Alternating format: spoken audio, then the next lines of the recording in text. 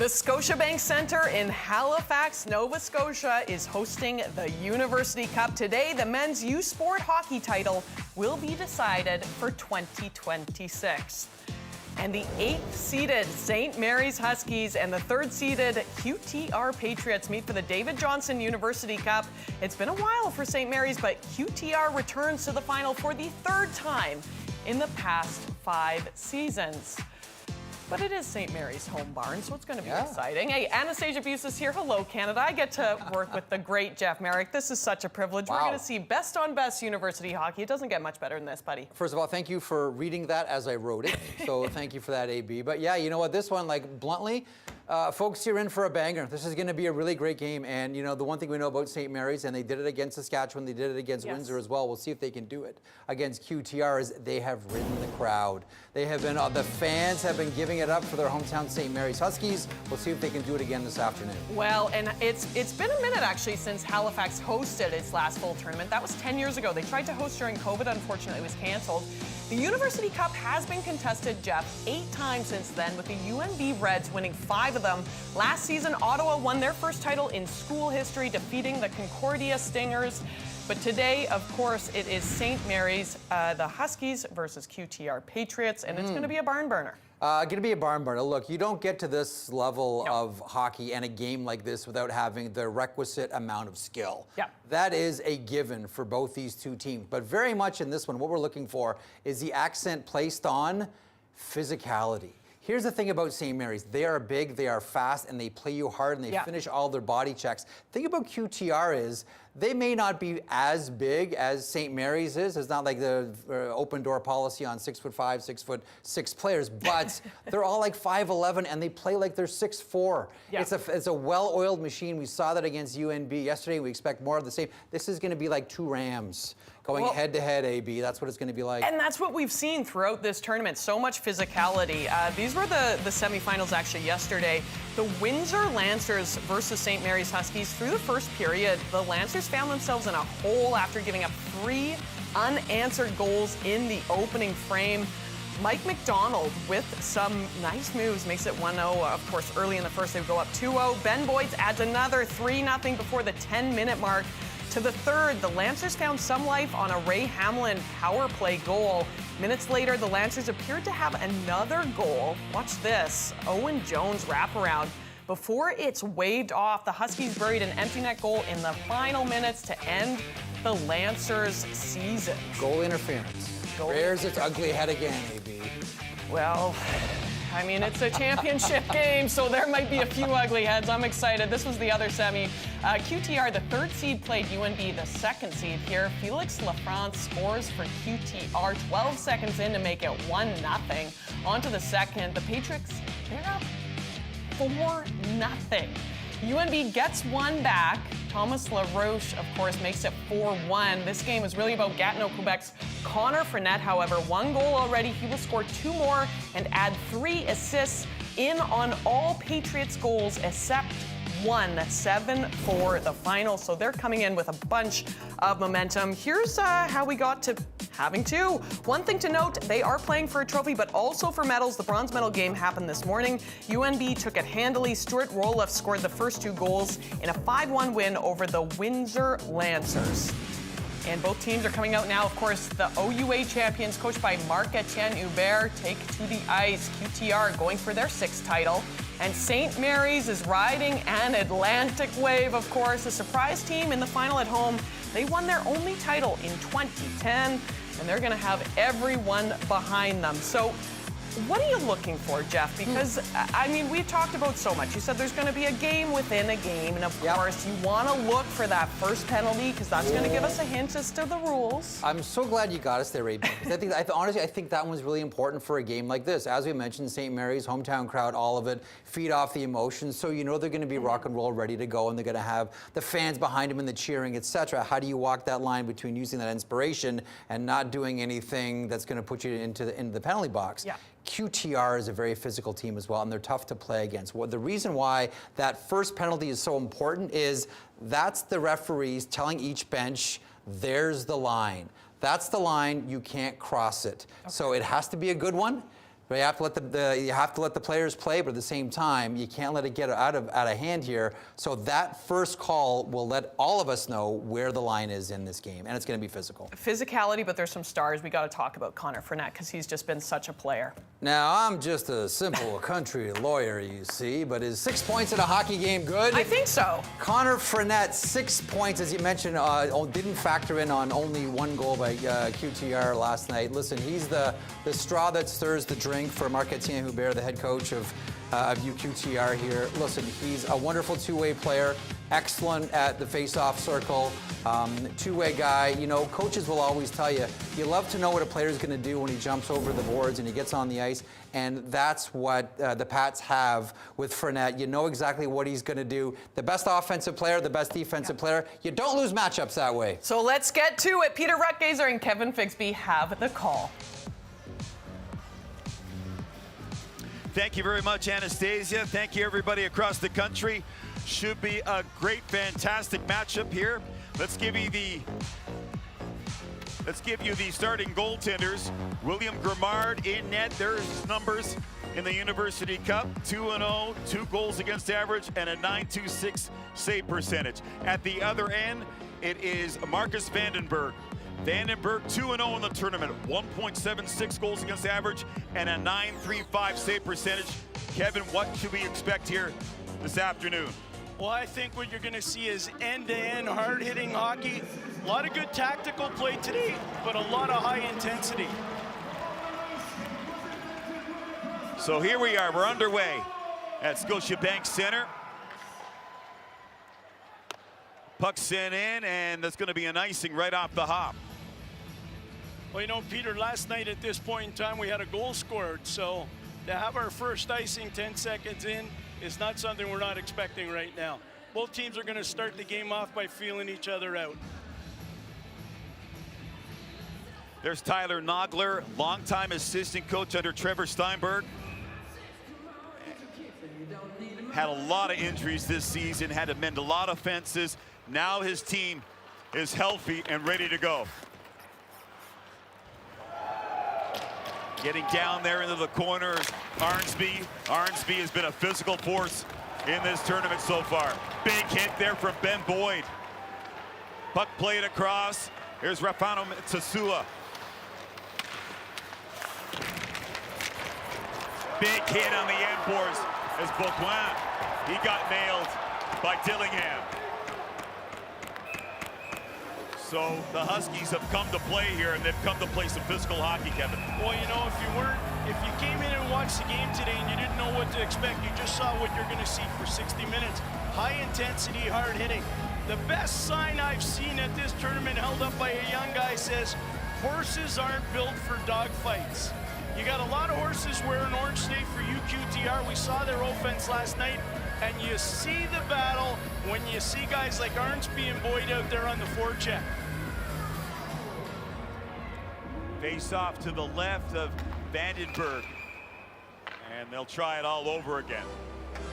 And this Trois-Rivières team, Kevin, they came out like a house on fire last night against UMB. We thought it was going to be a close game. LaFrance comes out and scores that goal 12 seconds in. 100%. And what we're seeing right now is the teams feeling each other out, but a little bit of intimidation going on.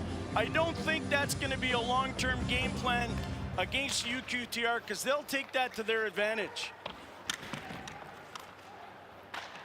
Here's Chisholm to center ice. He'll dump it in. We'll get a quick change here. Here's his Cornwallier, very assertive with that puck. Big, strong defenseman. Reed Vlad, he'll dump that puck into the corner. Gauthier back there, look out. Here comes Fonseca in front for Vlad. He had a great opportunity. Dumoulin now, he'll race back the other way. Tries to go cross ice, fans on the pass. Pats keep the puck in the zone.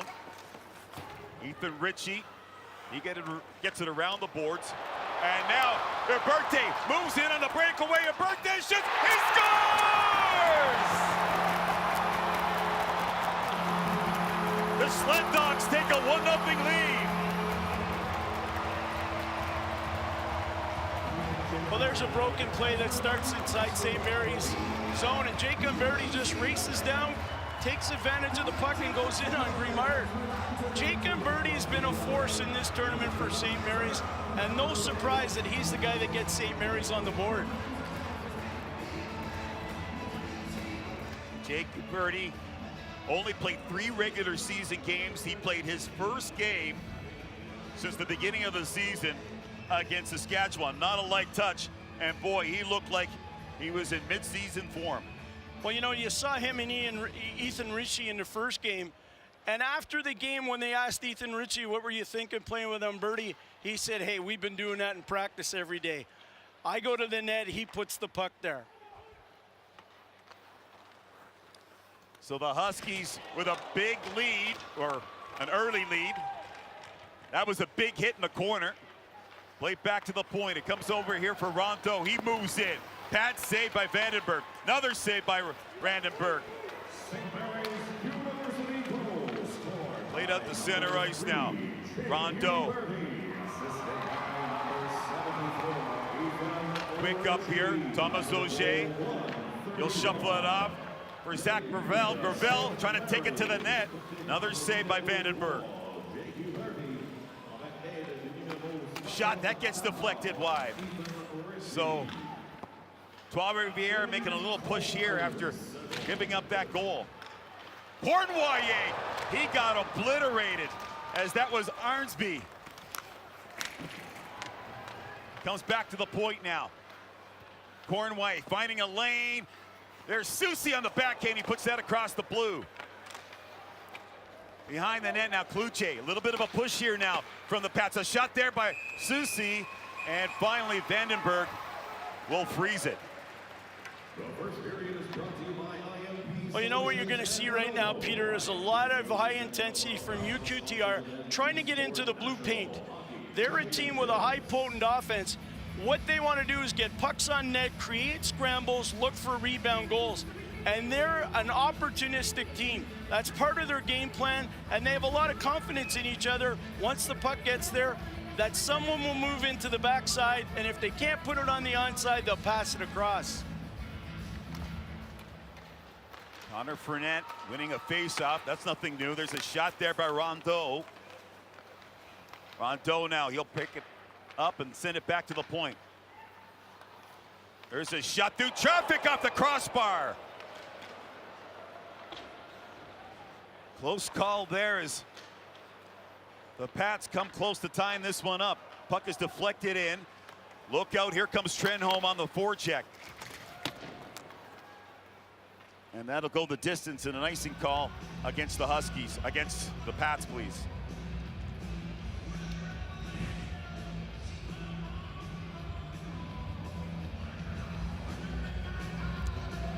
You know, Peter, I looked over at the benches, and you got both coaches chomping down real hard on their gum right now.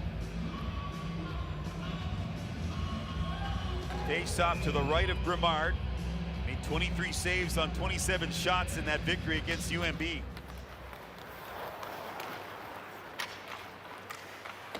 Stefano Mitsutsoa gets it out. Here's Ethan Ritchie. He was the overtime hero against Saskatchewan. Gentile right on the mark, steered aside by Grimard. Allison can't keep it in, and that puck goes out of play. UConn fans, gather with your friends after the game. You know, you've got the top 2 goal scorers in the nation in this game. You've got Ben Allison, he's got 23 goals on the season, and then Reed Valad with 27 goals in a 30-game campaign. That's pretty impressive. It's extremely impressive. And the other thing is, I would say that for the number of goals those two guys have combined, Boyd and Arnsby have thrown that many checks this year. Right. This is a Huskies team. They definitely had the finesse, but they had that physicality. And you and I saw that in that Saskatchewan game. That was unbelievable. And that's part of their makeup and part of their culture as a team.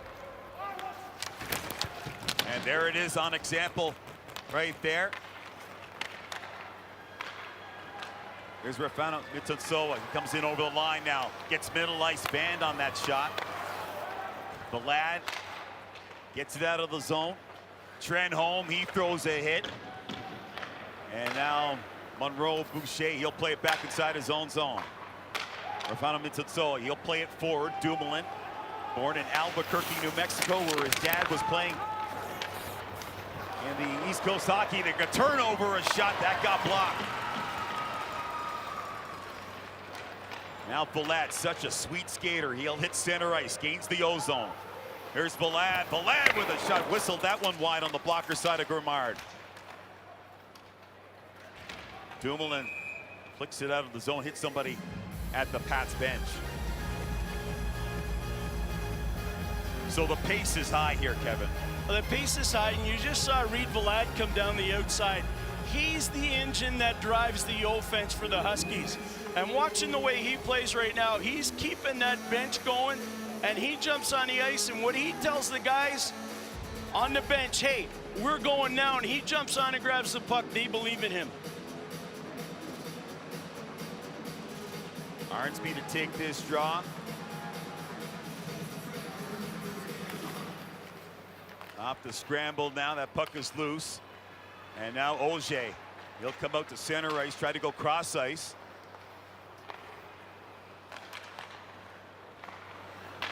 Jacob Holmes off to the wing. Arnsby is right there. He'll put it right on Grimard. Had to play that one carefully. There's a shot by Arnsby up high.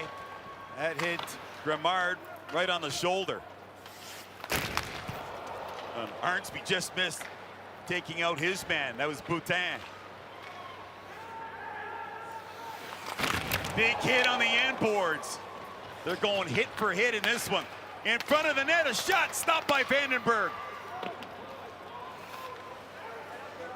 Great look there for the Pats. St. Mary's trying to get this puck out of the zone. Allison comes back defensively in his own end. Takes a nice bounce for the Huskies and comes out between the two blue lines. Cloutier, he'll funnel it down low. Big hit again, that was Soucy. Soucy, big, strong center for this Pats team. Kept in at the line. Backhand shot by Gravel, and now back the other way. Here comes Ben Allison. Puts it right on the tape of Gentile. Inside position! Oh, what a save! Grimard comes up massive. Well, you just take a look at the foot speed of Derek Gentile, and he's been doing that all tournament. Grabbing the puck, end-to-end rushes, high shots, usually over the goaltender's shoulder. But Grimard is such a big goalie and covers so much net, he's hard to beat. Derek Gentile was with this program last year. Led the nation in points with 46. Went to England to try pro hockey. Didn't work out for him, so he came back to this Huskies program that he's very familiar with. Here's Ritchie. Ritchie takes a shot. That's stopped. No problems for Grimard. Puck along the wall to Fonseca. And he took one from off the boards, and that was squeezed by Grimard. And now we got a little pushing and shoving down low as the lad has a little bit of a chat with a Pats player. So we're going to step out right here. 13:52 remaining in the first period. Smew with a 1-0 lead over Trois-Rivières.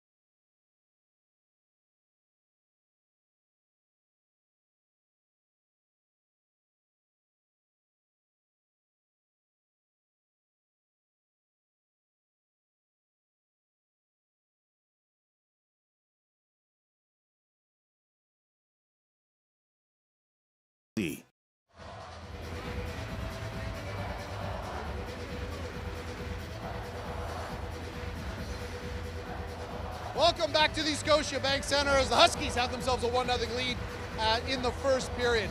And I've got some breaking news. Hockey players are a superstitious bunch, and I found this out firsthand this week in Halifax. About an hour before his quarterfinal matchup, Derek Gentile from the Huskies showed up to my spot just to say hello and that he loves our broadcast. Well, they won. So an hour before his semifinal matchup, who came to say hello to me again? You guessed it, Derek Gentile, and they won again. So where was I an hour before this gold medal matchup? Standing right here. Gentile showed up again, stick in hand, to say hello. He said he had to do it. They're winning. He wasn't going to change a thing.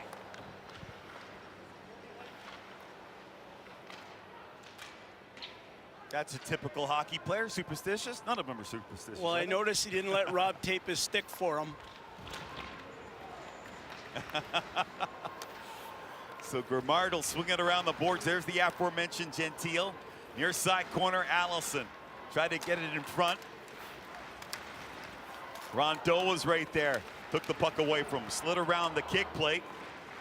But not out of the zone. There's a hot shot up high. And that hits somebody out in front. That's Rondeau, I believe. Loose puck. Rafano Mitsutsoa, he'll just get out of harm's way. In over the line now, Cadet.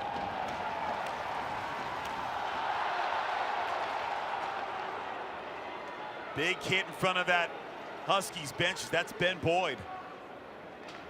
Here's Cornway, weaves his way in. Just brushes away from that check from Chisholm. Here's Gauthier. He'll take it to safety behind his net, and Trois-Rivières will set up. Cornway puts it right on the tape. And now this is LaFrance, and he gets felled. And a penalty coming up as McDonald got the initial penalty, and then he got hit from behind.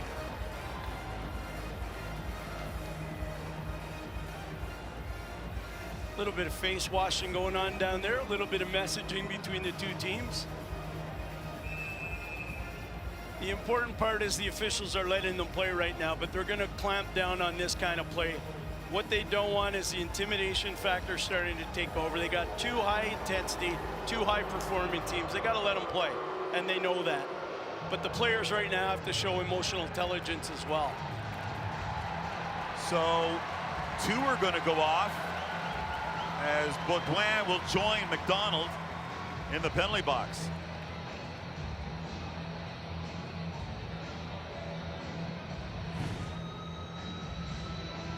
Take a look at what transpired here.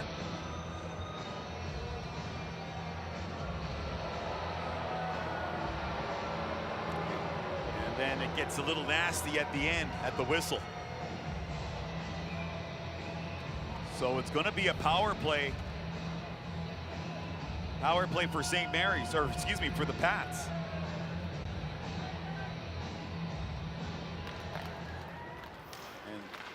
Trois-Rivières 4 for 7 on the power play here in this tournament. This is LaFrance over to Fournette. Felix LaFrance surveys the situation.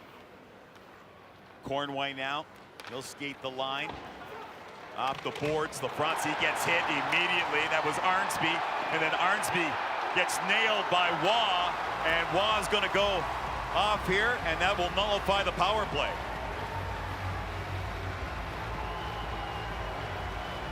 That's certainly not part of the UQTR plan right now, and they can't get pulled into that kind of tit for tat on the physicality of the game. Their game is speed and skill. They're a tough team. They can play hard-nosed hockey, but they've got to stay away from the retaliation and the emotional stuff. Emotional intelligence right now is, in my opinion, is going to be a factor in this hockey game. And we saw that discipline in the game against UNB. There were a couple of times where the Pats, they got up in the contest. UNB came at them at a whistle, and the Pats just hung back and didn't take any penalties. Here come the Pats now to center ice. Monroe Boucher loose puck, and he put it right on the button. And Vandenberg looking really sharp on that occasion.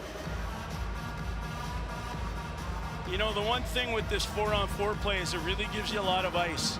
And UQTR inside the zone really moves the puck well. The opposition, St. Mary's Huskies, has probably had the best defensive zone play so far in the tournament. So you got high offense against strong defense right now with a lot of ice and a lot of space. Plenty of room out there. Here's Gaudette trying to turn the corner, comes to the net, steered aside by Vandenberg. Ryan Hopkins, he'll play it over here for Vlad. Vlad reaches center ice, wants to continue on in over the line, the former Peterborough Pete. Over here, a shot by Allison right on, and Grimard makes a nifty save. Out to center. Kasim Gaudette had 2 goals in that Queen's Cup victory. Boucher again gets another shot on net. That trickles wide on the blocker's side. Here's Gentile. Gentile now out to center, floats one ahead. Tipped by Birdie, who scored a beautiful goal in that game against Saskatchewan. There's a shot that goes wide, comes out of the zone. And now racing onto it is Connor Fournette. 3 goals, 3 assists in that win last night against UMB.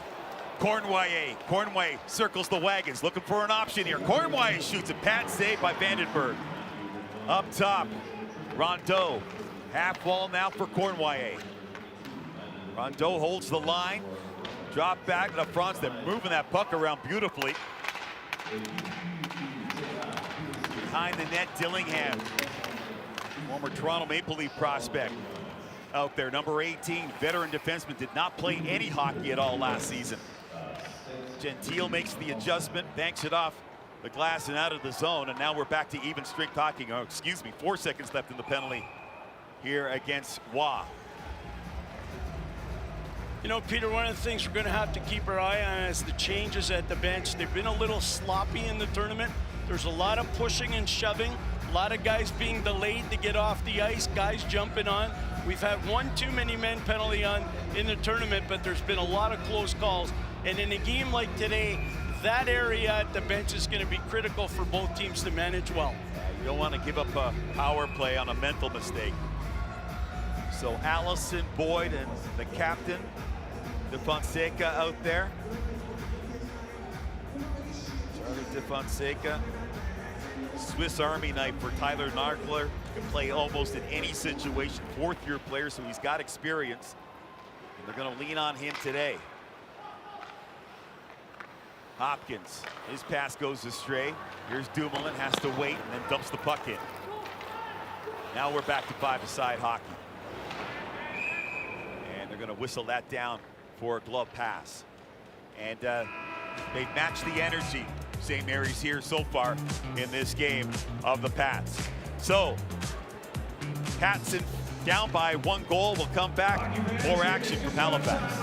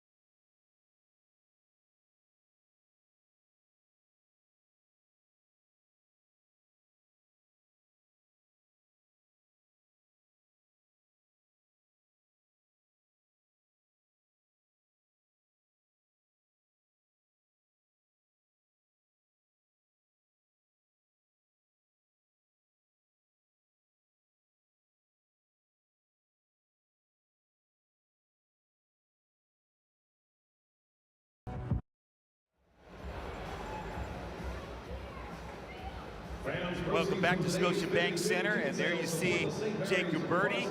Hasn't played a lot of hockey this season, but you really couldn't tell that. He came out of the gates on fire yesterday. Yeah, and when I talked to Tyler Nagler about that and how well he's played after missing so much time this season, he said, hey, when we recruited him, we knew what type of player he was and how he would fit into our system. We watched him practice. They had that time between the end of the season to get ready for this tournament, and they said every day they watched him step up his play, and they knew he'd be ready for this. They were beat in the first round of the AUS playoffs. UPI Panthers beat them, so they had a lot of time. The last time before this tournament they had played a game was February the 20th, so they practiced for 90 minutes a day, and then they brought in some pro players to scrimmage against them. So they had a couple of full-scale scrimmages with pro players, and that's why they look so ready for this tournament. Played to center ice. That's McDonald. He gets stripped out of the puck. And now it comes across. Palat, he'll hit center ice. Palat dumps it down into the corner. Back there defensively is Chisholm. And now that puck pops loose. Here's Arnsby. He's got McDonald heading to the net. That stays in the zone. There's a shot from Chisholm. And that's fought off. And let's see, we got a penalty. And it's going to be a slashing call against Trois-Rivières.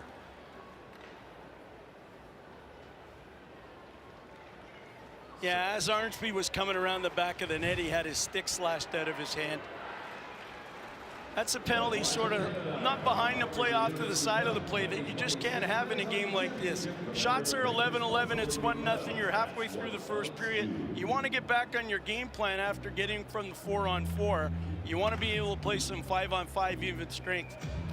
And this will give an advantage right now to St. Mary's, because they'll get their offense going right now. And they're playing against the UQTR team that played the late game last night. Came out a little bit less aggressive than they did in last night's game. St. Mary's 1 for 5 on the PP so far in this tournament. They try to play it back to the point. That was Allison trying to feed the point. It comes out of the zone, and they'll have to re-rack. 9:07 remaining in this opening frame. 1-0 for St. Mary's. Allison, he'll float it ahead. The lad comes back inside the zone. Here's Ethan Ritchie. His younger brother Cal, a rookie in the NHL with the New York Islanders. The lad navigates through the neutral zone, gets it poked away. Chisholm, they'll play it back once again. 1:22 remaining in the power play for the Huskies. In over the line is Allison. He'll shuffle it off. Ritchie moves down the wall, decides to head back. Ethan Ritchie off the boards, Vlad. Ritchie down low into the slot for Chisholm. He can't pull the trigger. Vlad now coming off the boards. That's a shot go. The rebound. Allison was right there, but he couldn't get a handle on it. What do you make of this power play so far, Kevin? So far right now, it's not the power play I'm looking at, it's the PK. UQTR has anticipated every pass that St. Mary's was going to make there, and they almost created a 2-on-1 by making sure that they pinched off on the high man when the puck came back to the point. 37 seconds remaining in the penalty to Boutin. And that's going to be offside. Arnsby just a couple of strides ahead. And St. Mary's power play looks a little bit frustrated right now by the blanket coverage of the UQTR Patriots. Here's a chance for St. Mary's. Big rebound there, and Allison just couldn't get a stick on it. And Allison has been a presence throughout this tournament. He's not a player that you say, hey, I'm watching that guy, but every time he's on the ice, he does something that makes you look twice and say, hey, that was him again. He's got hockey DNA. His dad, Scott, first-round pick of the Edmonton Oilers. Arnsby stops up inside the line. Liam Arnsby, he'll play it. Try to get it to the point. It's picked off, as that was Turcotte. Jumping on that puck, Jacob Holmes. He'll play it for Hopkins. Holmes flares it off to the wing. Charlie de Fonseca will rim it hard around. It comes to Gentile waiting for it. Gentile can't hold it in. And that was Rafano Mitsutsoa that stepped up. Played off to Gentile. Makes a nice adjustment. And poked away as St. Mary's. They were surrounded by players in orange jerseys there. Rafano Mitsutsoa takes a heavy hit. That's Trenholm. You got Trenholm, Chisholm. There's Chisholm. He throws a hit. These guys would rather hit than eat, I think, sometimes. Dillingham will give way. And now St. Mary's, they'll try to work it up the ice. That goes far side. Cornway steps out. He wants to activate. And now moving in Fournette. Fournette with a shot. Rebound right there for Baudouin. And he couldn't put it away. Kept in at the line. Trois-Rivières, they seem to have something cooking in the offensive zone. They'll slide it down low. Fournette gets taken out. There's Baudouin, had a stick on the puck. There's a shot, no problems for Vandenberg. He saw that one all the way. Well, now what you're seeing is UQTR starting to settle down into their style of game plan. There's been a lot of aggressive play, but now what they're doing is they're getting poised again, and they're starting to control the puck well in the offensive zone. And they can make something happen off of nothing.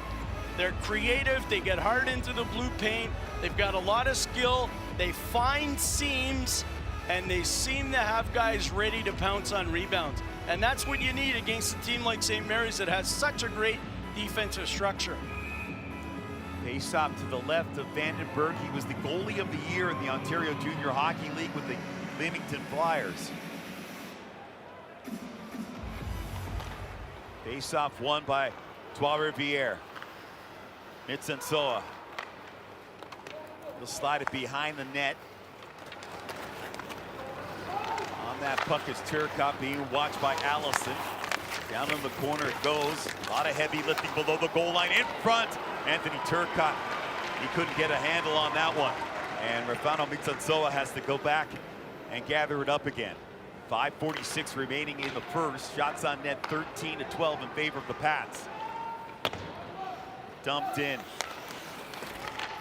Cato plays it to the opposite corner, and now St. Mary's, they'll break out of their own zone.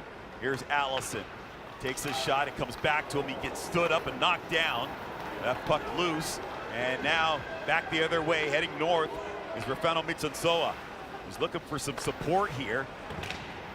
And now finally, St. Mary's, they chip it out of the zone. They got a 2-on-1. Allison and Vlad move in. Allison with a shot, and that is stopped by Grimard. Great look there for the Huskies. Well, what a play by Allison. He picks up the puck, he makes a great block at his own blue line, sees the rebound pop out, he picks up the puck and he waits till he's got help. He delays just long enough so that he has someone come up the ice with him. Two of the top goal scorers in the nation getting a chance right there. It's mesmerizing. Cleaning that greasy mess with Dawn Platinum. And not even scrubbing. Well, fluff my feathers. It cuts through the slimy stuff better than their old dish soap, removing 99% of grease. That's why only Dawn is trusted to save wildlife. Bullseye Pro, the smarter, faster, hands-free way to fill it up with air. Bullseye Pro is equipped with a rechargeable lithium-ion power plant.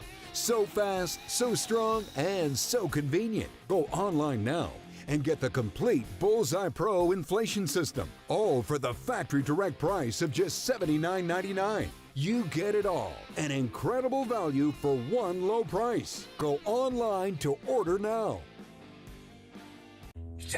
What are you doing? I'm trying to reach this dust. Why don't you just use the Swiffer duster? This cleans in all the really tight places and all the really hot ones so you don't have to jump. Looks like you got into everything. So when all 8 teams arrived here in Halifax, one of the first things they did was get out their gear and practice. All the teams except one. After a couple of weeks of really grueling travel and playoff hockey, UQTR head coach Marc-Etienne Hubert decided to give his team a break. So they skipped practice and instead had a team outing at Peggy's Cove, followed by some axe throwing and a team bonding dinner, and they just recharged their batteries, had a few laughs, and used that extra energy to punch their ticket to this championship game. Kevin, you know, you coached at Concordia. At this time of season, you do not need to be on the ice all the time. No, and when I talked to Marc-Etienne, he said to me, hey, look, we played a lot of hockey in a very short period of time. We don't need to practice. We practiced all year to get here. We need to be calm, rested, and together. That puck into the slot now, Dumoulin will tap it off the boards. Cornway, he couldn't get to it. He has to go back in his defensive position. And now Vlad off to De Fonseca. His shot. No problems there for Grimard. Hopkins comes down low, pinches, keeps it in the zone. DeFonseca going cross ice. Good stick by Dumoulin. Dumoulin engages, and now Monroe Boucher. He can't get it up the ice. Gauthier trying to get away from DeFonseca. 2-on-2 battle in that far side corner. Out to center ice, and Dillingham, he'll come back. One thing that Coach Nogler wanted to do this year, get big, strong, mobile defensemen, and he's got them in the form of both Hopkins and Dillingham. This is Fournette on an offensive John up the ice. On the backhand, pad save by Vandenberg. Boutin keeps it in at the point. His shot goes wide off the end boards. These end boards are very lively here at Scotiabank Centre. LaFrance, everything to the net right now for the Pats, it seems. Well, they certainly want to ramp up their shot clock right now in their favor. Played across, now in over the line. This is LaFrance.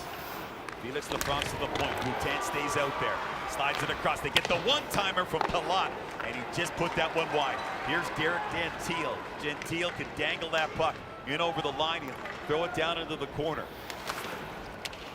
Comes around the boards. This is Hopkins. He put that one wide. Sealed off on that far side by Connor Olson. Here's Allison trying the wraparound. It got poked off his stick at the last second.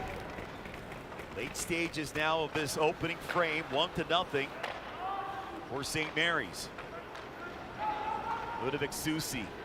He'll slide it into the corner. Takes his man out. Around the boards it goes. Rafano Mitsunoa keeps it in. It's hacked at.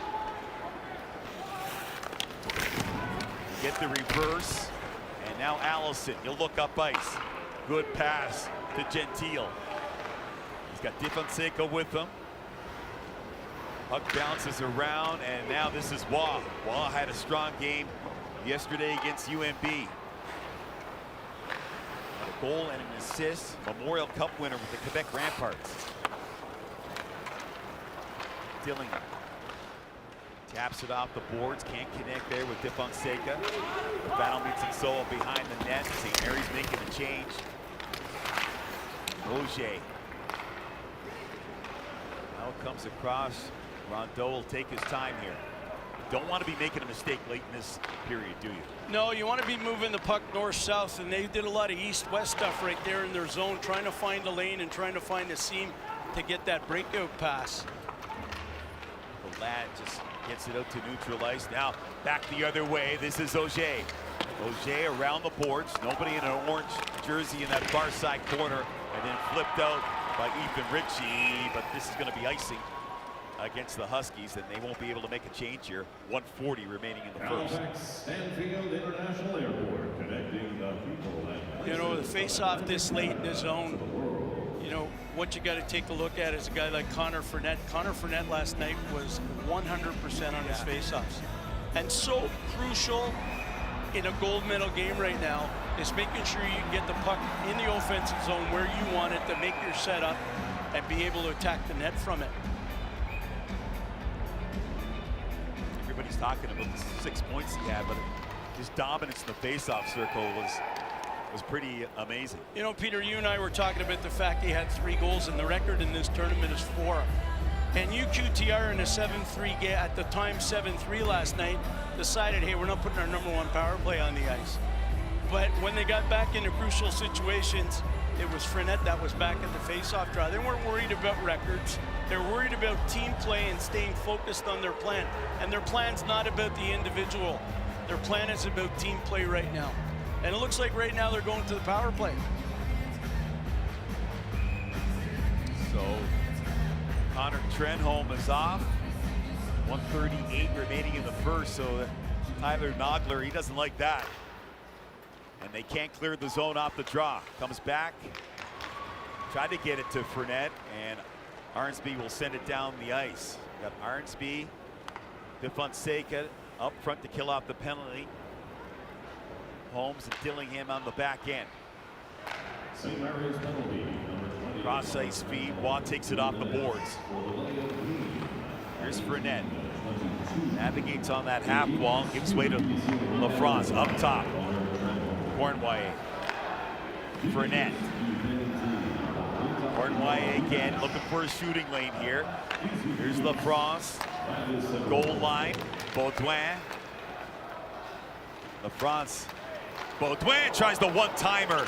Didn't get a lot on it, but retrieves it again. 48 seconds remaining in the period here. LaFrance. Baudouin, they'll switch positions. Everything on the outside. Moving in, Cornway slides it. Thought he was going to shoot there. Fournette takes a shot from an oblique angle and then cleared finally by St. Mary's. Well, the one thing you see with UQTR's power play is they're fluid. They're always moving. They're always finding holes. They're always looking for seam passes. Cross-ice speed. Patriots spilling it over the line. This is Waugh. And that pass too hot to handle for Rafano Mitsunsoa as he has to backpedal inside his own zone. Not a lot of time in the period, and 0.1 seconds remaining. The whistle being blown. High pace first period. Yeah. Very high paced and really surprising with the shots, 15-14 in a period. That's the total number of shots we saw in the bronze medal game. In terms of a defensive duel this morning with two tired teams out there. But what you're seeing is a real high pace, real high intensity, and a real good offensive effort from both teams. So you got Dumoulin and McDonald having some words, and that does it for 20 minutes of play. St. Mary's, they've got themselves a 1-0 lead against the Pats here in the University Cup Championship game. Let's send it back now to Anastasia Busis. Thanks so much, Peter. All right, after one, St. Mary's is leading thanks to Jake Uberti's goal, 1-0 over the Pats. You are watching Championship Hockey on CBC.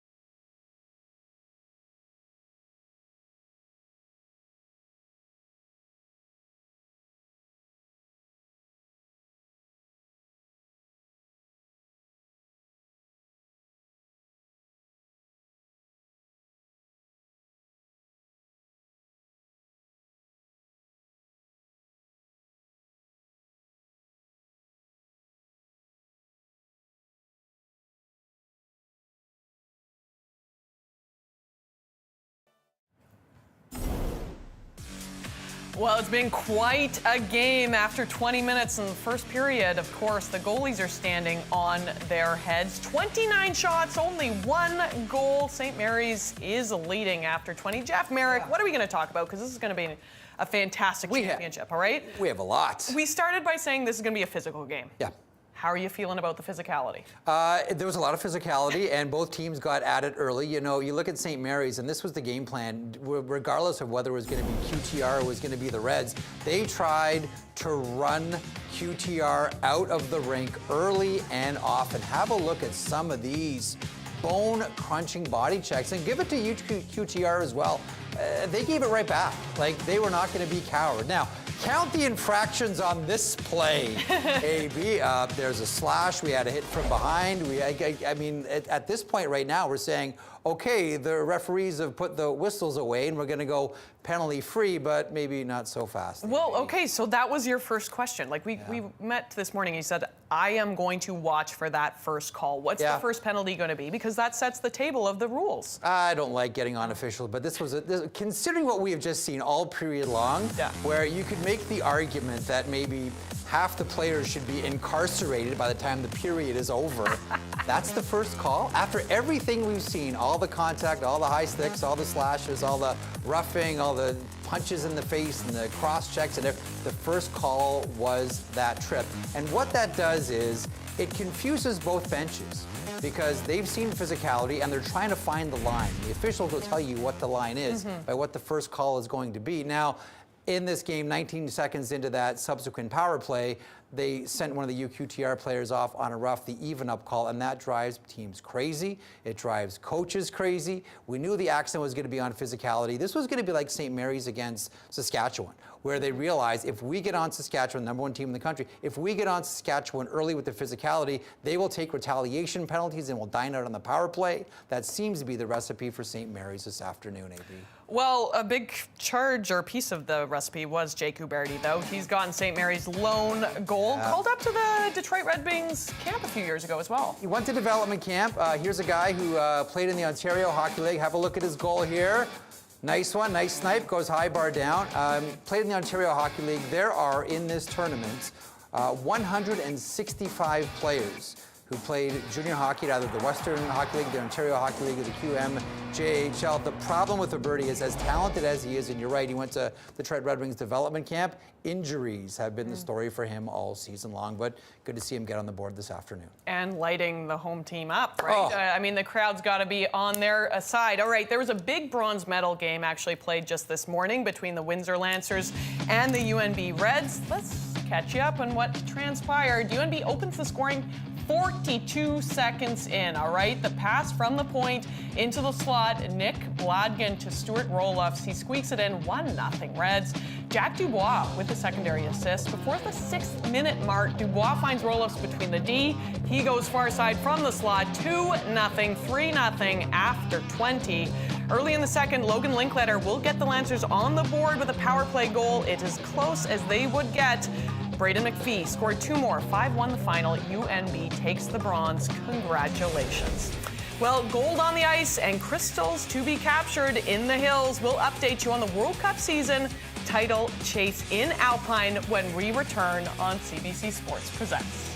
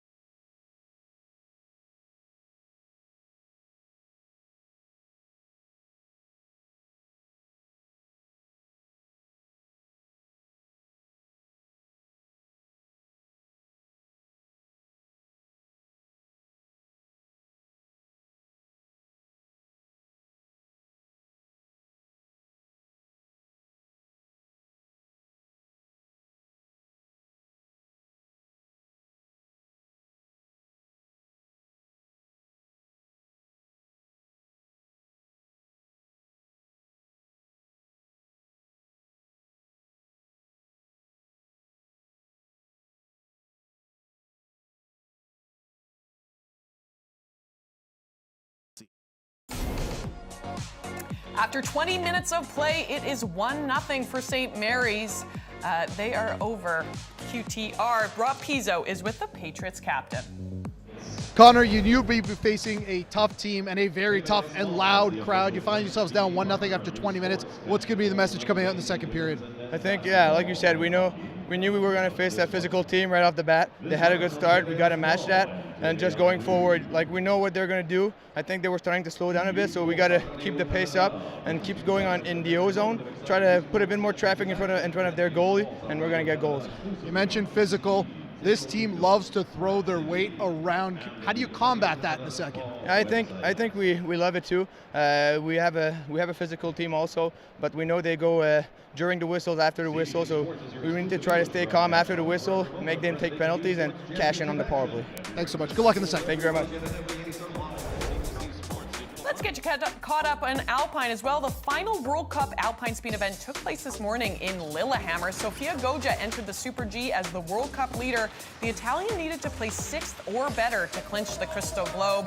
How about first? That'll work, right? She went wide twice early, but turned it on in the midway section down the course. So strong. Val Grenier of St. Isidore, Ontario, wearing bib number 24. Her best finish this season was 14th in the Super G.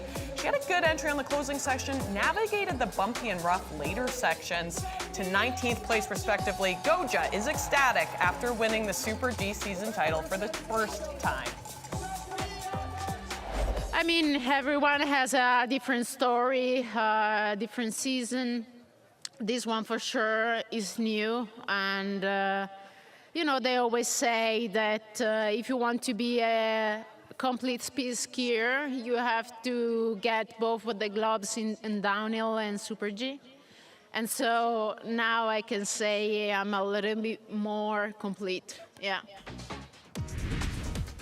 Well, and on the men's side, I will say Marco Odermatt locked up the Crystal Globe last week when both races were canceled in Courchevel, France. So right here, right now, on this day, Dominic Paris ruled the slopes, just like his Italian compatriot Sofia Goggia. A day after winning the downhill, Paris takes the speed double in Norway. So much momentum to finish off this season. Here is one of the greatest of all time, of course, Marco Odermatt. A bit uncharacteristically bumpy. He finishes 19th, but very content with his Crystal Globe. The 4th season in a row that he wins it. Here's Marco after getting the Crystal Globe. Yeah, I can enjoy this for sure in a couple of hours, but yeah, usually it's always much cooler if you can collect another globe after a good performance, and today was definitely yeah, my worst performance in many years, so yeah, those emotions are right now a little bit more present, but for sure it will come soon. Well, the World Cup finale continues into the weekdays, and you can stream the final races, including the penultimate day of competition where the men's GS and women's slalom will be contested. Marco Odermatt has a slight lead over Brazil's Lucas Pinheiro Braten. Loic Meillard not far behind. Schifrin has the slalom title locked, but the overall crown's still open. And Halifax, Nova Scotia and Elmira, Ontario are the center of attention on today's program. U Sports supremacy in 2026 will be determined in these two cities. We're through 20 minutes, back with the second period of the men's final next on CBC Sports Presents.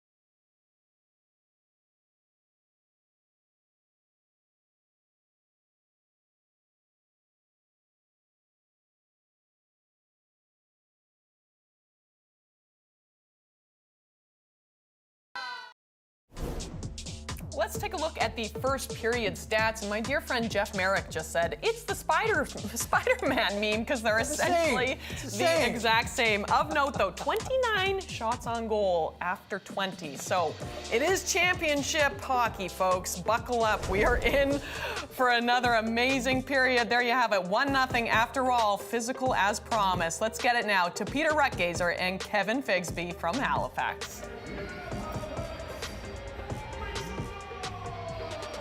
Welcome back, Peter Rutgazer alongside Kevin Figsby, getting ready for second period action. 22 seconds remaining in the Trois-Rivières power play. And this power play has been deadly, Kevin. Yeah, and I think what you're going to see is they try and establish in their zone right now, come down the ice and try and get that offensive zone and get into their setup. Here's LaFrance in over the line, and that pass gets deflected out. Good stick there by Charlie de Fonseca. Played some time in the Quebec Maritime Junior Hockey League with Drummondville. You know, the one thing is I know UQTR, and I know that ice runs through their veins. They're calm, they're cool. They've retaliated a little bit much. I'm sure Marc-Etienne Hubert went in and said, hey guys, look where we are, get back to our game plan, walk away from that stuff. And we'll look to see how they retaliate or whether or not they can keep that emotional intelligence here through the next 20 minutes. It's part of the culture change that Coach Hubert made when he took over in 2013-14. Fredette to take this draw, and he wins it again. No shock there. LaFrance down in the corner. Shot by Baudouin. That got blocked. That took a chunk right out of Dillingham. And now played to center ice. Trenholm. He tried to tap it into the zone. Loose puck. Good stick there by Chisholm. And there's Arnsby. Heat-seeking missile as he took a run at his man. Into the high slot. This is Baudouin. Slides it across. There's his shot. Loose puck. And now the Huskies try to get it out of harm's way. They get it to center ice. Over here for Allison. He makes an adjustment and he'll dump that puck in. This is Cornway. Takes a hit from Gentile. Gentile, 48 points to lead the nation last season while playing for the Huskies. Allison surrounded by Trois-Rivières players.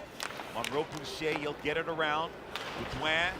He takes a hit, kept in at the line. Olsen with a shot that got deflected and then knocked out of the air by Gramond. Close call there as the Huskies look to add to their account. Sent in, Vandenberg, he'll trap it behind the net. Connor Olsen, he's got room to roam here. Olsen hits center ice, puck sent in, and now trying to get after it is Trenholm. Gramond played it to the boards.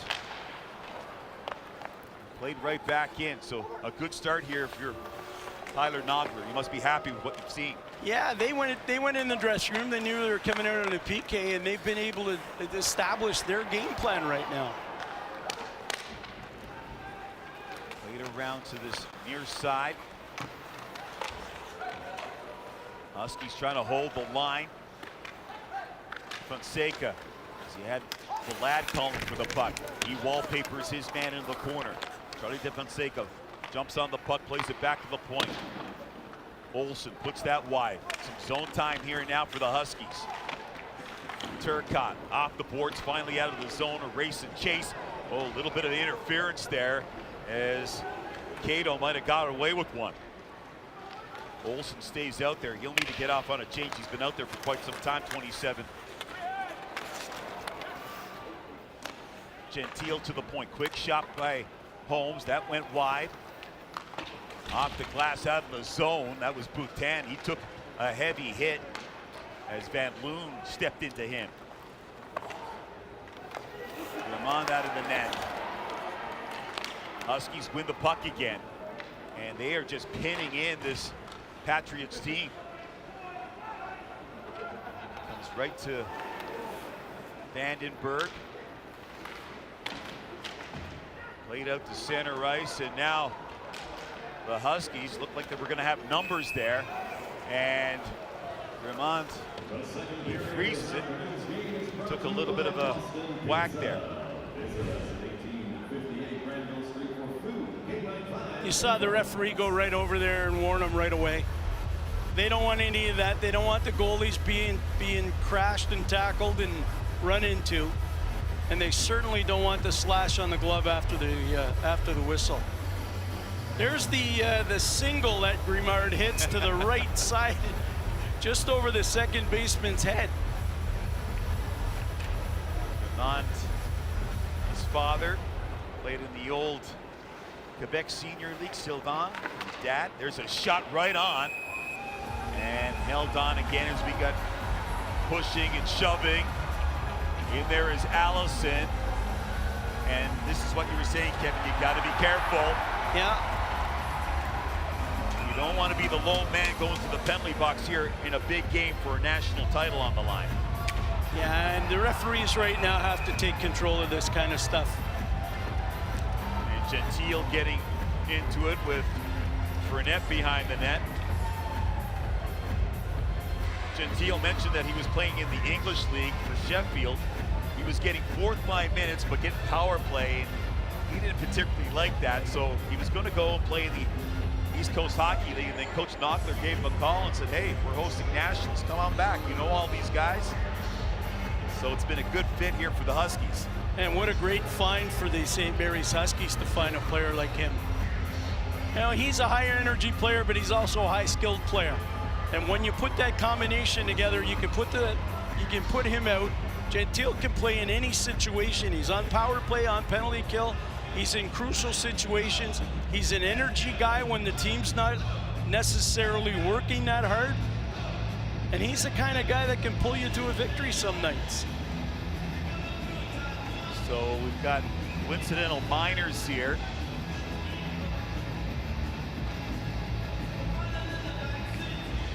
We've got Ben Boyd, who's off, and Rafael Mitsutsoa for the Pats. Face off in the neutral zone. Here's Cornway. He'll have to backtrack. Cornway over here, dumped in by his D partner Gauthier. Around the boards it goes. Fournette couldn't hang on to it.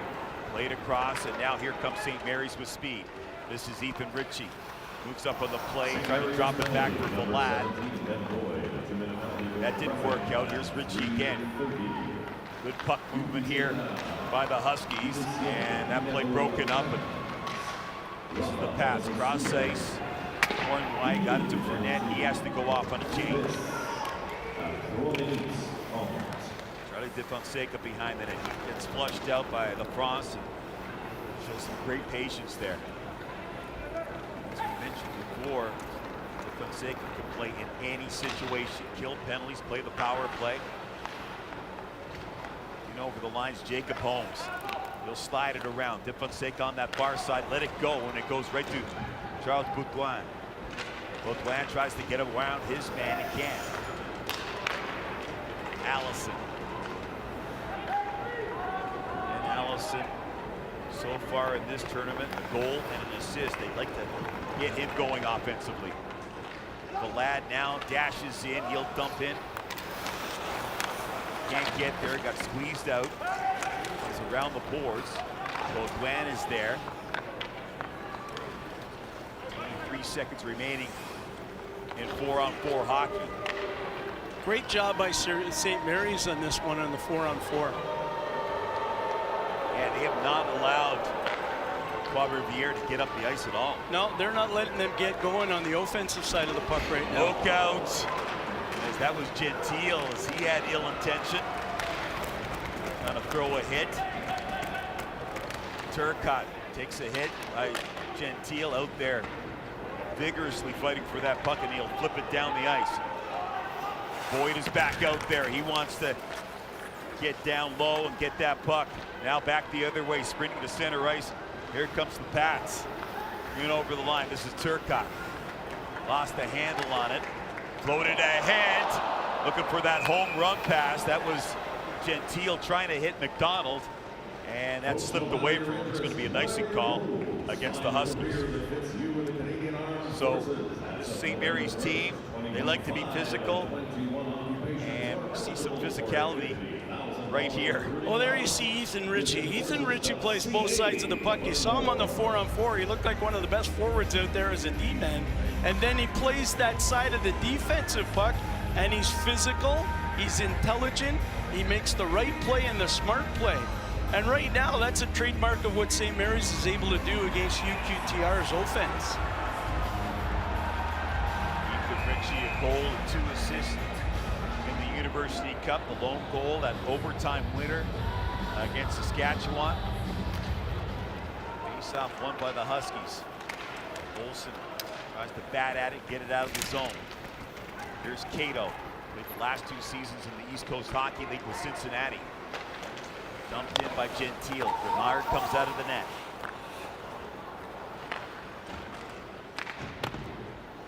Swung around to this near side. Paul Bunyan. That time there by Gauthier. They'll try again to get an exit out of the zone. Off to the wing, out to center ice. This is Auger. He's got speed. That pass behind Turcotte, and now St. Mary's. They'll take it north. This is Van Loon. Van Loon, good stick, as that was Edouard Cournoyer. Monroe Boucher circles the wagon, centers it in front. That puck's in the blue. They whack away at it, and they score!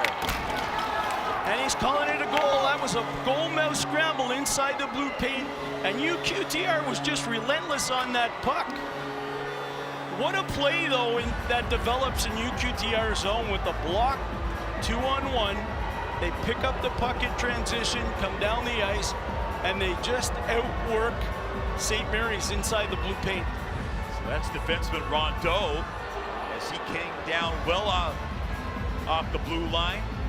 And there was just a bunch of orange jerseys in front of that Husky net. And right there, the puck goes to the front net, and they just scrambled for that puck in there.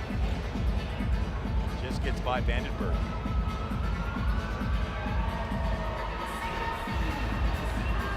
So that ties it up at 1 apiece. That was Thomas Auger coming in from the back end on that. He kind of laid back on the play on the rush, and he was able to poke that puck between Vandenberg's legs. So we're tied at 1 apiece now. And it looked like St. Mary's the majority of the play there, but just like that, we're even. The Fonseca, he tried to center, went off the stick. He's back on the puck again. He'll swing it around to the far side. Rafano Mitsutsoa is right there. He'll push it ahead. Gaudette gets checked. Huskies spill back in over the line. They go cross ice. Oh! They had an opportunity back door, as that was Trenholm. And he just couldn't get to that puck. Ritchie. He'll lug it to center ice. He'll send it in. Grimard didn't handle that very well. Huskies pounce on it. That's De Fonseca.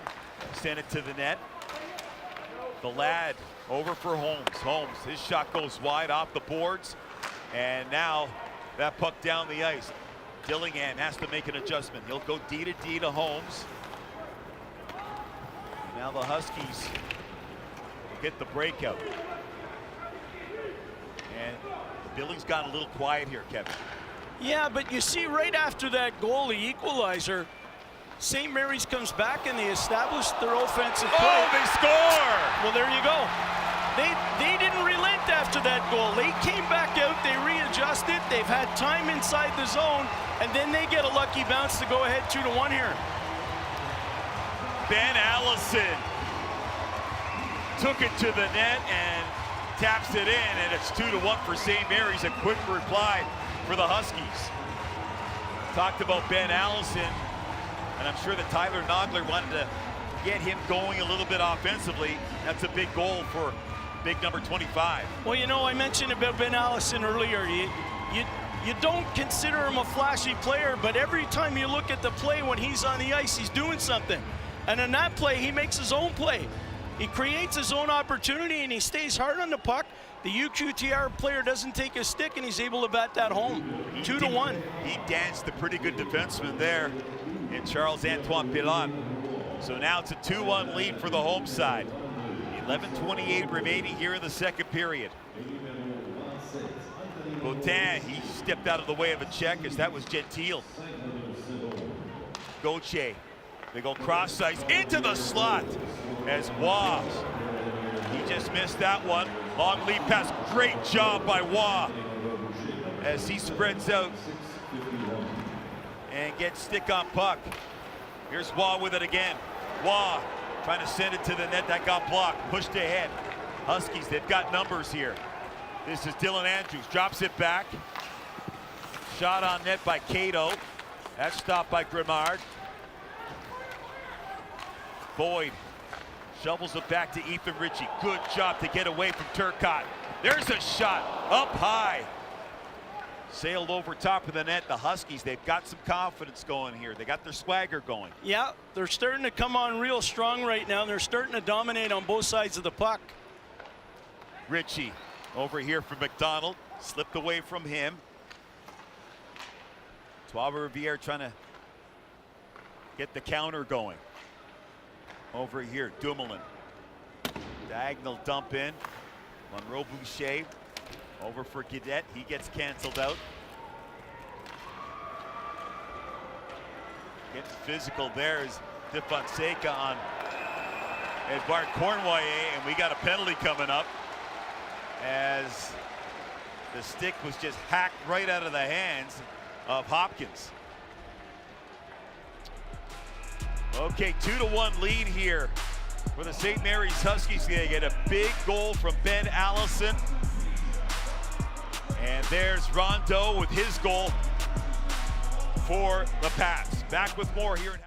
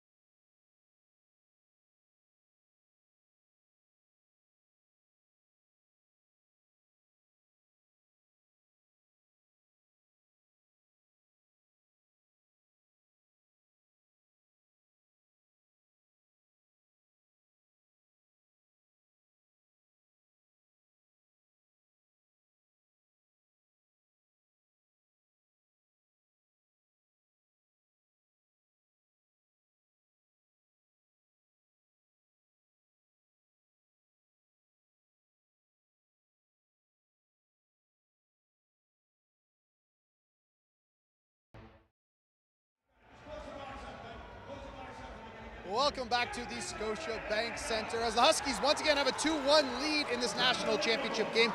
I'm coming to you from my position, which is at the corner of the ice here. And to my right is where we usually see these still photographers. And there's one that really jumped out to me.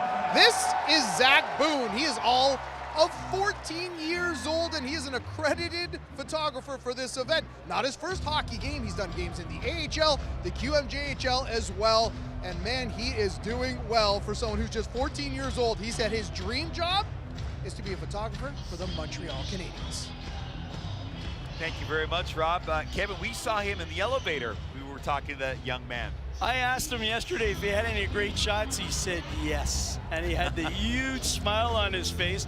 And then when we came in this morning at 7 o'clock, he was already downstairs going through his photo library on his laptop. He was sitting next to me in the media room there, and he was going through his photos. He's pretty good. Well, at 14, he's got work ethic and talent. That's so right. That's going to carry him. So St. Mary's on the power play here. Loose puck out in front as Dumoulin is off. There's Ben Allison, just scored the goal for the Huskies. Retake the lead. Ritchie in over the line. De Fonseca, far side corner. All kinds of great skill players on the ice here. That pass snapped over and Allison fires it to the net. That puck is loose. Scramble in front. Grimard trying to look for it, and they put that one just wide. That's Allison. He's got it again. Here's Ritchie. Loads up, takes a shot. That hit a body out in front.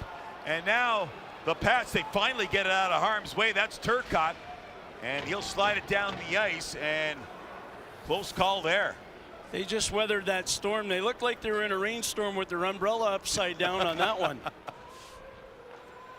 Bump back for Allison. That got away from him, and the puck goes out of play. And I think they're going to say that it was deflected, so no problems. Let's see this scramble. And there you see Gauthier in there trying to get the puck out. Allison took a whack at it. Everybody was there in front of that net. A lot of blue collar guys inside the blue paint on that one. 55 seconds remaining in the penalty to Dumoulin. That face-off will come out of the neutral zone.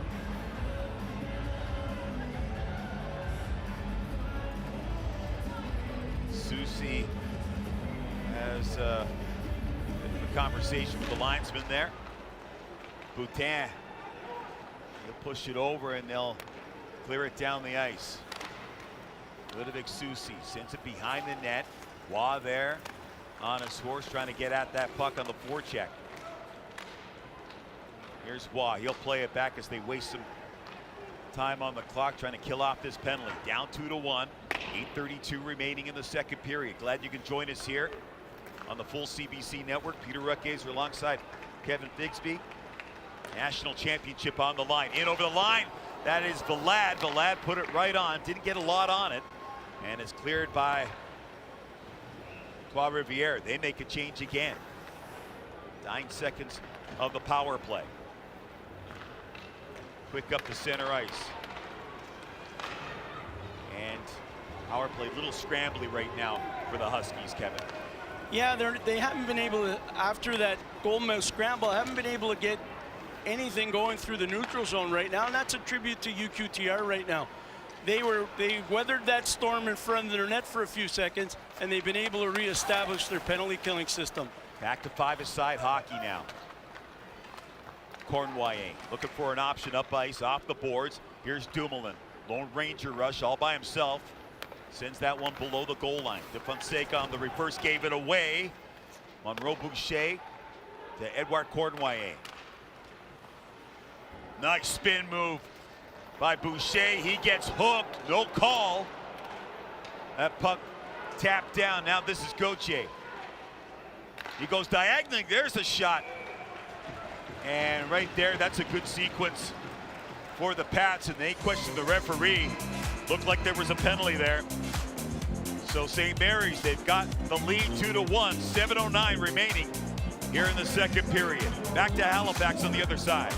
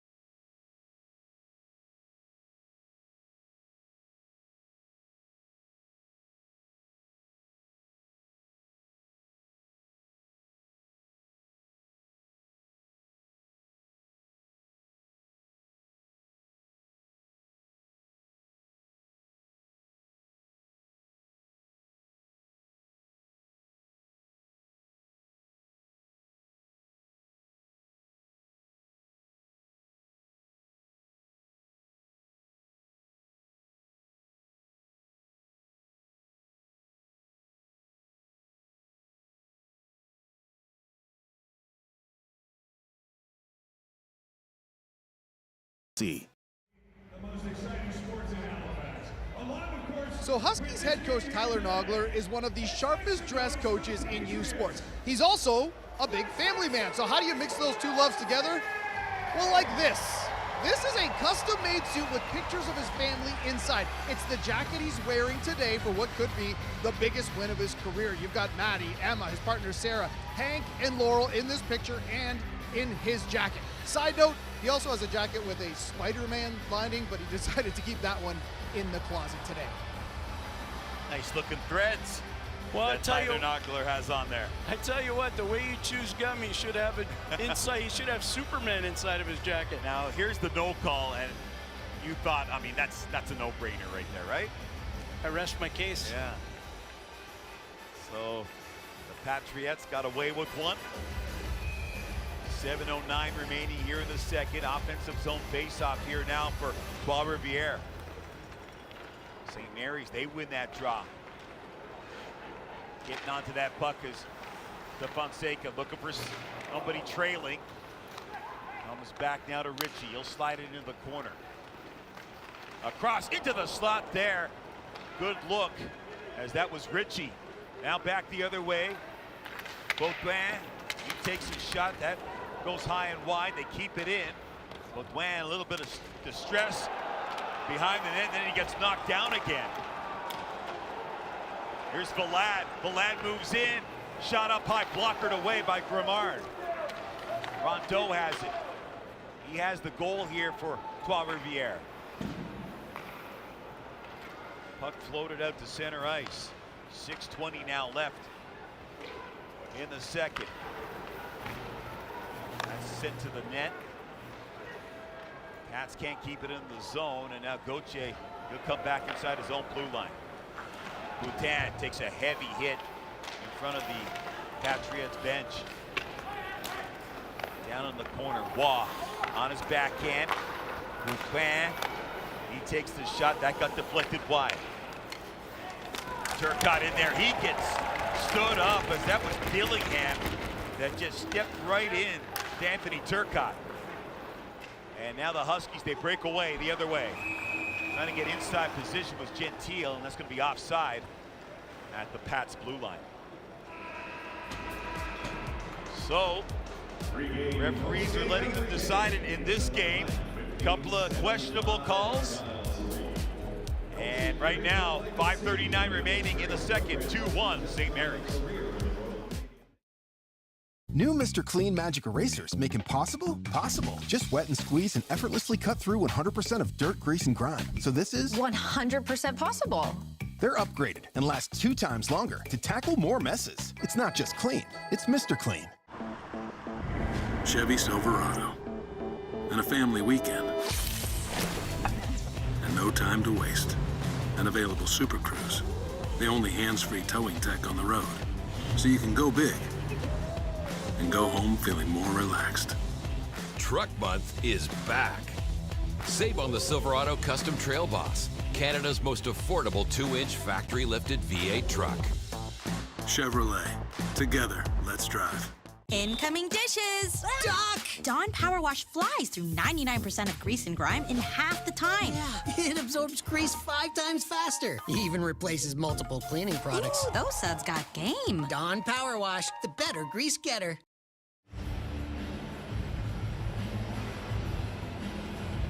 Welcome back, everybody, to Scotiabank Centre. Both these teams, Kevin, they know how to win. You see the Pats 5 national titles, the Huskies with 1. So these programs, they've been here before. They've both been here before. Both coaches have been here before. And the one thing that you know is St. Mary's hasn't won since 2010. They're the host team. They had Trevor Steinberg come out on the ice, who was Tyler's mentor. And Trevor had some words of wisdom with Tyler, but also with the players getting prepared for this, to let them know what it means to the program moving forward and to help with their recruitment. And every one of those Huskies has taken it to heart, and they said, this is our year. Trevor Steinberg, what a legend here at St. Mary's. Some very good things for the program. He's passed it on to Tyler Nogler, who was his longtime assistant for over 20 seasons. Goes back, he gets wallpapered. St. Mary's again below the goal line. There's a shot from a sharp angle. That was Chisholm. He'll send it around the boards. Just gets by Olsen. He'll maneuver and send it right back in. And right now, the Huskies getting some zone time and making it difficult for the Pats. Well, they've found a way to blanket their breakout right now. It's almost like they watched that video and they're anticipating everything that UQTR is able to do. It's a shot by McDonald, comes back up top. Olsen slides it over. Another shot that sails over top of the net. That was Cato. And now sent into the zone by Dumoulin. And you're wondering, that late game against UNB takes some of the starch out of the Pats. Well, I think it had an effect, but the other thing is they came out and St. Mary's got that first goal, and they started reducing their lineup right away. You don't see that fourth line out there with Gravel, Soucy, and Cloutier very often. And that's an energy line. You may see them, you know, early in the third period trying to get something going right now, but certainly St. Mary's is on to UQTR's breakouts and onto their game plan. One of the foot soldiers. Look at McDonald on the bench, and then there's the scramble out in front, and that was Baudouin getting the goal as he had everybody in an orange jersey in front of that net. And as skilled as they are, they can be real blue collar when that puck's in the blue paint. They're just so hungry. Pass snap out here. DeFonseca moves in, takes a shot. Grimard with the save. His stick is broken. So Grimard without a stick. LaFrance, he tried to go cross ice. And this is going to go for icing against the Huskies. And thankfully, the icing right now with Grimard breaking his stick. That was such a hard shot, it snapped the stick in half at the shaft. And then they're fortunate enough to get the icing so they can regroup right now. St. Mary's has had a lot of pressure these last 4 minutes on UQTR. So that's a break right now for UQTR. Shot by Charlie DeFonseca and snapped the twig of Grimard. You know, with a 2-1 lead right now, St. Mary's has found another gear. And that's what they need to do to keep progressing as the game goes on. UQTR needs to find a way, but they're so gifted offensively and so skilled that one shot could be the difference right now. He goes on face-off now for the Pats. Ludovic Soucy to take it for the Pats, and that's Trenholm for St. Mary's. Off the glass, out to neutral ice, and they'll whistle it down for a club pass. Cavendish Farms makes Canada's favorite French fries. Cavendish Farms is the official French fry. 58 remaining. Shots on net, 25-16 for St. Mary's. And in that game yesterday against Windsor, I mean, they came up with a lot of entry, and I think that really took Windsor maybe a little bit by surprise. Yeah, I think it really did. And you know, when you look at the shot clock right now, you look down there before when it was 1-1 and the shots were 15-15. You know, that's a 10-1 shot differential right now with only 1 goal scored. But still, it takes 10 shots right now to score a goal.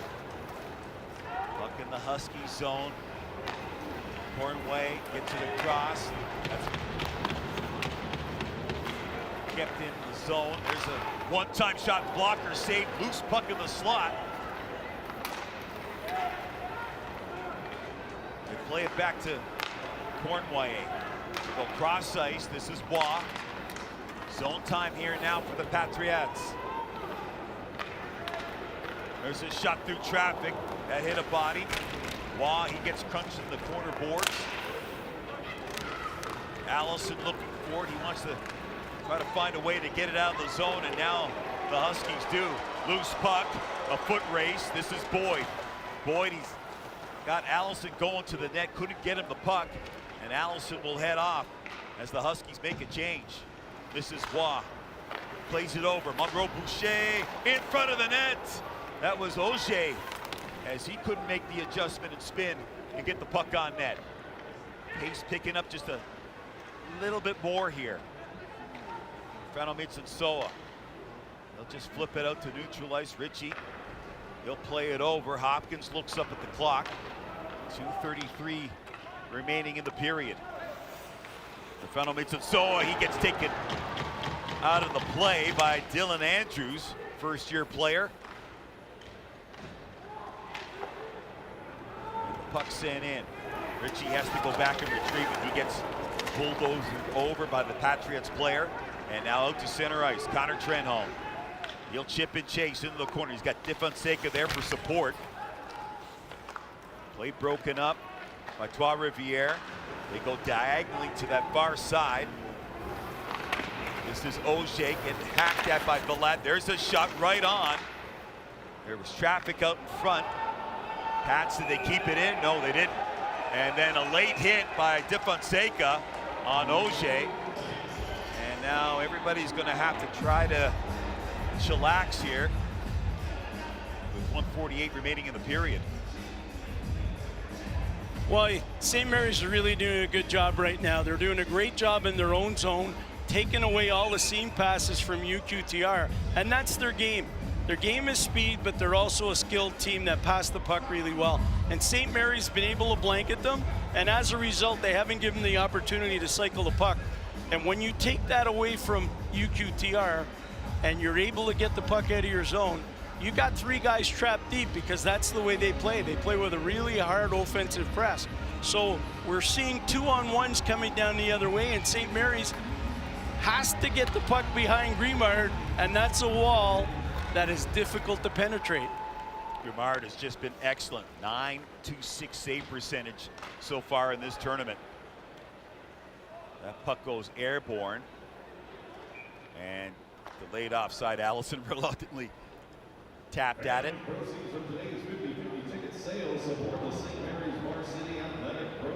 St. Mary's team, they began the season in AUS play 6-0.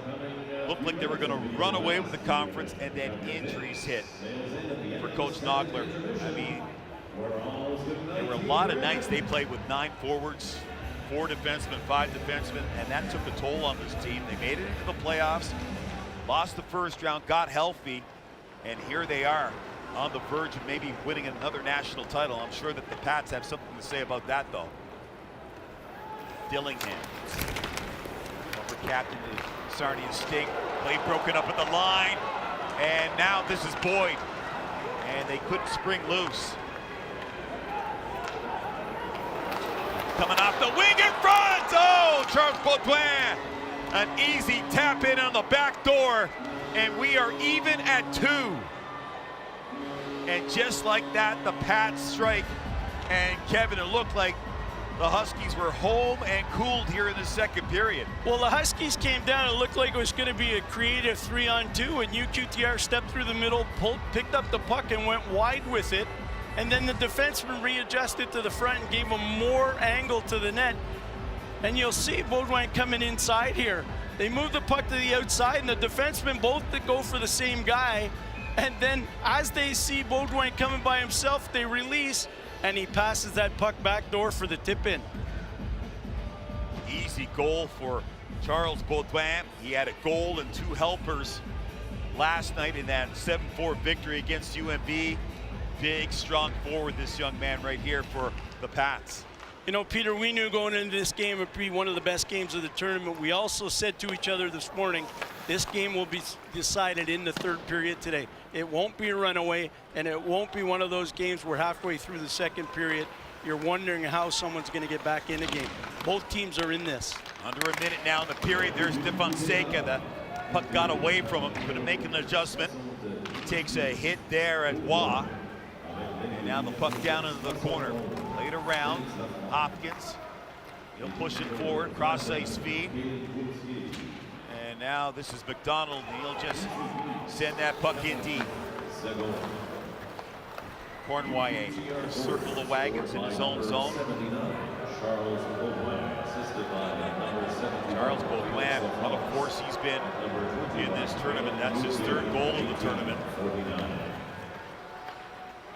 Played off to the flank. Here's a dangerous man, Connor Fournette. Jumps on that puck, named to the 2nd team All-Canadian team just a couple of days ago. And they're looking for is LaFrance, and that will do it for 40 minutes of play. And we've got a spicy one coming up in the 3rd period, tied at 2 apiece. Let's send it now to Anastasia Busis as we'll get our intermission report rolling. Thanks, Peter. After 40, we are all tied up. It is 2-2.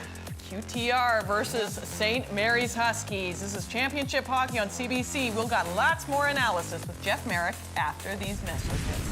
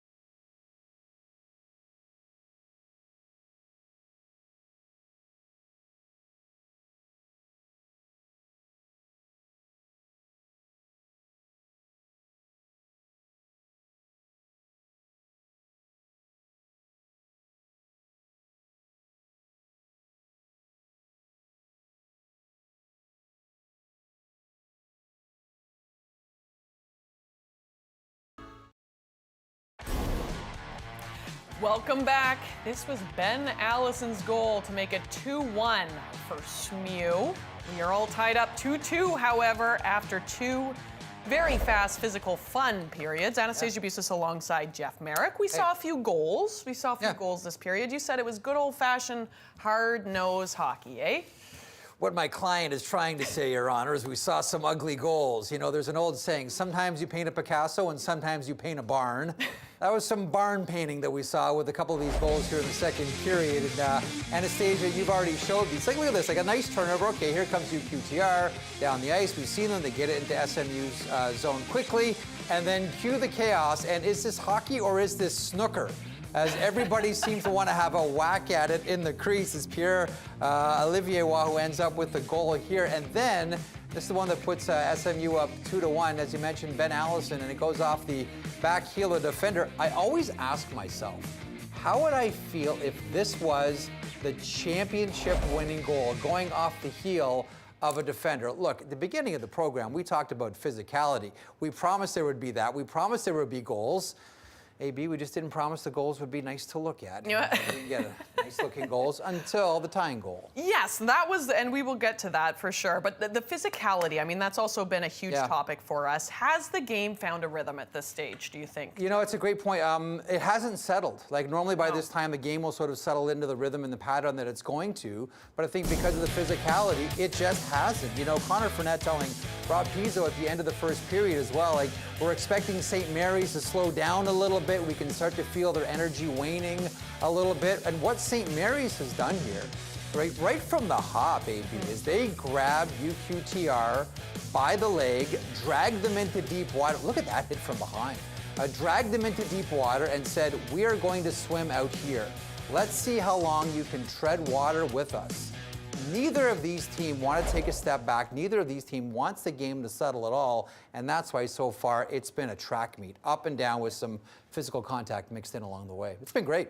It has been very good. Momentum change, though, however, a little bit at the end of this period with that gorgeous 2-2 goal. I mean, that really was a palate cleanser. So after the two goals that we saw, that's a great way to put it. That was very much the palate cleanser. And, you know, you look at QTR, and there's two ways you can look at speed in the game. Things can either happen fast or they can happen suddenly. That's a great pass by Felix Lafrance to Charles Baudouin, and that is, you know, 2/3 of the top line for UQTR. This is what they can do. They can score suddenly. Just when you think they're out of a play, just when you think maybe they're out of a period, maybe out of the game, they can come back and bang, bang. It's a couple of quick goals, and they're right back in it, taking us to the third, and we're all tied up. That is a difference between fast and sudden. The Pats are sudden.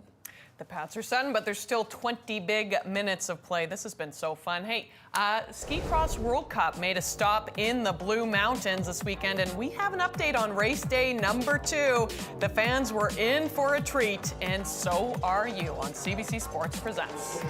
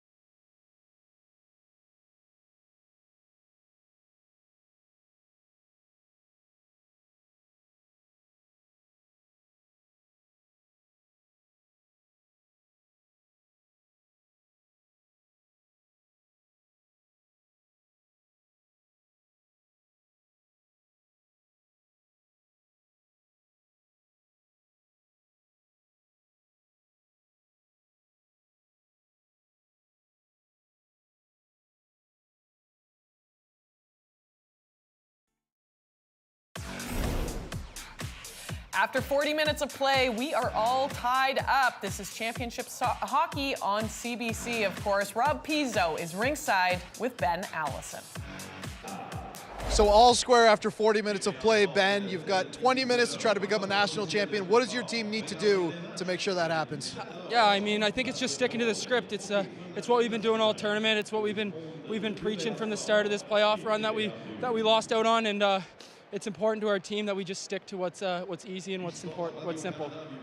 We knew this was going to be a physical game, but we're seeing a lot of extracurricular activity after the whistle. Discipline's going to be huge. How much do you have to maintain that discipline and not let this high-powered power play from your opposition get into play? Yeah, for sure. I mean, they're such a talented team up and down the lineup. Some people I played against from the start of my junior career, and I give a lot of credit to their coaching staff. But I think, again, it just comes back to us. We just got to stick to the script and go at it with the best of our abilities, and I think we should be good. Thanks so much. Good luck in the third. Yeah, thank you very much. Appreciate it. Thank you, Rob. All right, the pathway to the NHL we often think of as through the Canadian junior system and increasingly at the NCAA, but U Sports has its share on the pipeline. Before he was a Canadian Olympian and backstopping the Washington Capitals, of course, I'm talking about Logan Thompson. He was in net for the Brock Badgers. Derek Ryan, Joel Ward, also coaches like Barry Trotz and Mike Babcock. List goes on and on and on. So, Jeff, I mean, this is a championship game. We don't want to think too far into the future, but it's fun. What are the next steps for these players? So this is scouted like any other tournament as well by North American pro teams, European teams as well. And so some names have sort of emerged over the course of this tournament as well. And just to give everybody sort of a sense of who the scouts have their eyes on, we just saw Ben Allison in conversation with Rob in our game here, Edouard Cornoyer, who's been fantastic for QTR. Reed Valad has been outstanding for St. Mary's, making things happen, but a couple of players I want to focus on here. One from St. Mary's and one from UQTR. Ben Boyd is a former Columbus Blue Jackets draft pick in the NHL. He's been a wrecking ball all tournament long, loves the physical game. That will translate to pro, but Connor Fournette, can't say enough about him. Leadership on and off the ice, plays like a pro, little detail, no wasted energy, AB. Everything is done with a purpose, two-way player, good on face-offs. This is the guy that gets it all done. So there's Ben Boyd. Here's the physicality.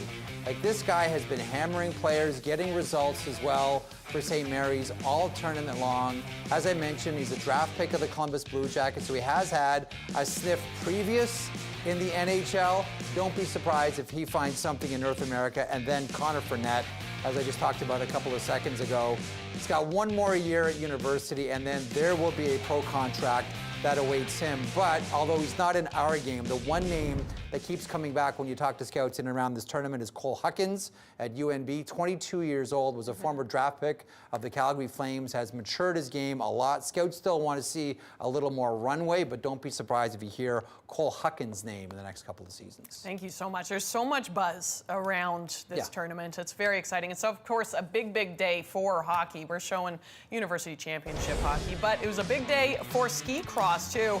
Not that long ago, Craigleith, Ontario, the second World Cup ski cross race of the weekend. Men's event, two Canadians made the four-man big final. Caleb Barnum and Christopher Mahler lined up with David Moberg and Federico Tomasoni. Tomasoni won silver, actually, at home in Milano Cortina last month. The Italian gained some separation and holds off Barnum for his first career win. Barnum of Fernie, BC with his first career World Cup podium, and Mahler with his first in 4 years. Congratulations, that's gotta be so fun to do at home. And we have extended coverage from the Blue Mountains. Of course, we'll have lots more ski cross coming to you next Saturday at noon Eastern. Our very own Carissa Donkin is a hockey expert, of course. She is in the women's tournament, and she's standing by with the Women's U Sport Player of the Year. Jesse Mode, it's a chance to win your third national championship as a Stinger. What's going through your mind right now? I just feel really grateful today to have the chance to play for a gold medal game in my last game as a Stinger, so we're going to enjoy it all and give our best. You know, it is, like you said, your last game as a Stinger. When you're going to put that uniform on for the very last time, how do you feel about that moment? It's just exciting to be at the highest level this weekend with our team. I never loved this team so much, and I just feel really, really grateful that I have this opportunity once again to play in the gold medal game. You know, we've been talking all week about your connection with Emily Lucier. Tell us a little bit about that connection and why you two work so well together. It's incredible. We've been matched since the beginning of the season, and I think we just had that connection from the start. We just see each other on the ice. She's fast, she can make plays, but she can also score some goals. And I can pass the puck and I can score too, so I think it's a special connection. And in big moments, we've shown that we can step up. Best of luck today, and back to you, Anastasia. Thanks, Chris. All right, Halifax, Nova Scotia, and Elmira, Ontario, you have our attention. We're under 30 minutes away from the women's gold medal final. A golden day for Canadian university hockey. More from the rink when we return.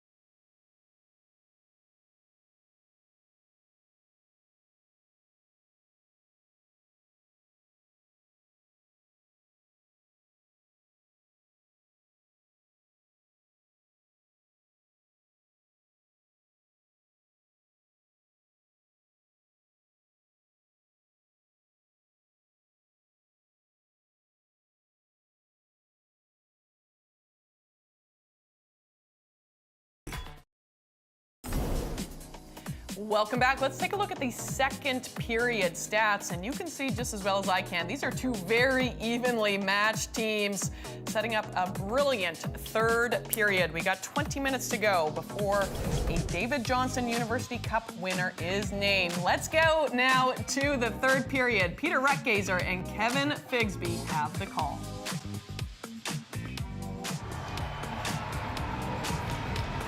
Welcome back, everybody, to Scotiabank Centre in Halifax. Whenever there's an event in Atlantic Canada, they come out in droves to support it, and there is a fantastic crowd here for this national championship game. 2-2 after 40 minutes of play, and we are underway, and no Jake Uberti for the Huskies, so he's a big piece that we haven't seen for quite some time. We're going to try and get a report and see what actually happened, because we haven't seen him since the first 5 minutes of the second period. So Burnett in over the line, surrounded by Huskies. Hopkins try to get it up around the boards and can't. Behind the net now, as that's LaFrance. He got pushed off the puck. The Fonseca, he'll flare it off to the wing for Allison.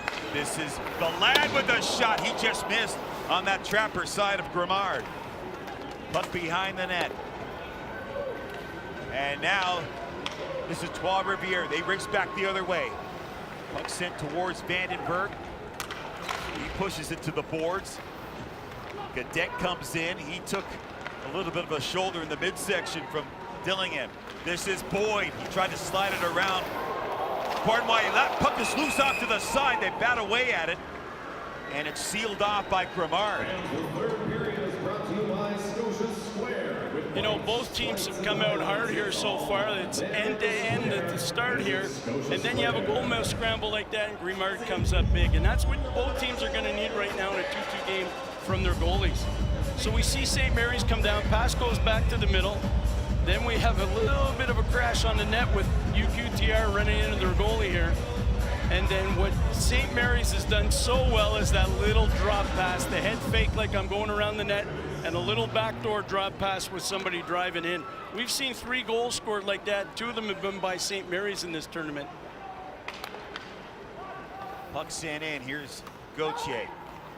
Cornway's got to move it quickly. Pushed ahead, and now to center ice. This is Waugh. He can't hang on to it. Off the boards. Nice little touch pass by Boyd to Dylan Andrews. There's his shot right on, as that was Trenholm, the trailer, and Grimard stops and handles his own rebound. You know, Peter, we talked to William Grimard yesterday, and one of the questions they asked him is, how have you felt about your season? He said, look, I've had a number of injuries. I've had adversity my last 2 seasons. He said the Queen's Cup win was the highlight so far of my hockey career. He said, I'm hoping to have a bigger highlight tomorrow. And so far today, he's carrying his weight and doing his part for the UQTR Patriots, but he can't go down the other end and score a goal for them. Patriots were down 3-0 in that Queen's Cup game to Windsor. It wasn't before the halfway point of the first period. Major comeback. Seen Cadet with 2 goals, including the overtime winner. Puck comes into the slot. Here's the aforementioned Cadet. Plays it off to the wing. Tapped down on the corner by Monroe Boucher. And we got a whistle. And do we have a penalty here? Somebody goes down in the corner there in an orange jersey. And I think it's going to be a penalty against the Huskies. So wait the call as take a look at the call here. So we have a knee on knee as UQTR is on the breakout. The Husky player steps up and catches him knee on knee. We're going to see what they call here. That was Chisholm that stuck out his knee. Looks like he's going to give him a 2-minute for kneeing. So another power play opportunity. 4-minute for kneeing here. Whoa, that's a tough one. So Chisholm off for 4 minutes. So this is a big kill here for the Huskies. Holmes tried to get it around the boards. Baudouin cut that off. Up top now, Cornway. Half wall on that far side.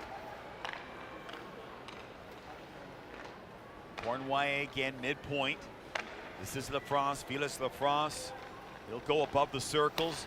Down low, Baudouin. He tried to get it back to LaFrance, and they got their wires crossed. And that got sent down the ice.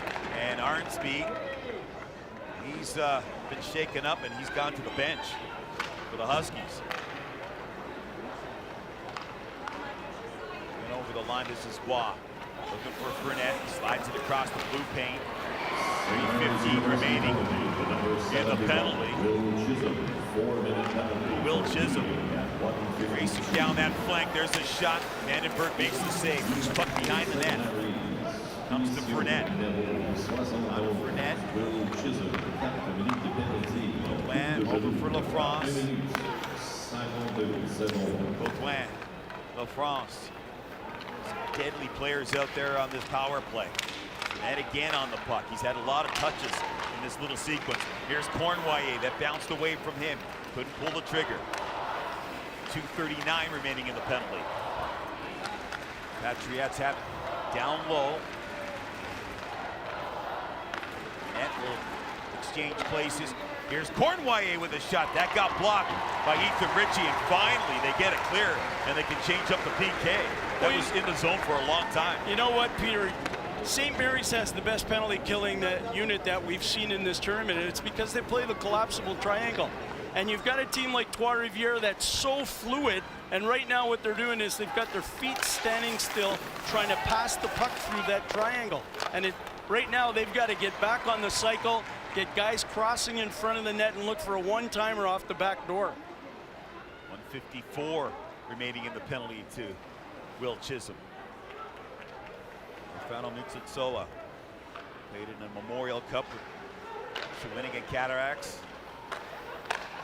Drops back. That's Monroe Boucher. Good patience here by the Pats.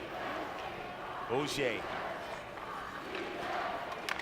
Down below the goal line it goes. Looking for that seam. Dumoulin, Auger. Auger will take it from low to high. Gets it back here for Dumoulin. No shots yet. Showing great patience here. Need to get a puck on the net though. Here's Dumoulin and Auger. Thomas Auger. There's a one-time attempt, and that's fanned on by Stefano Mitsutsoa and sent down the ice, and that gives the Huskies a chance to change up the PK once again.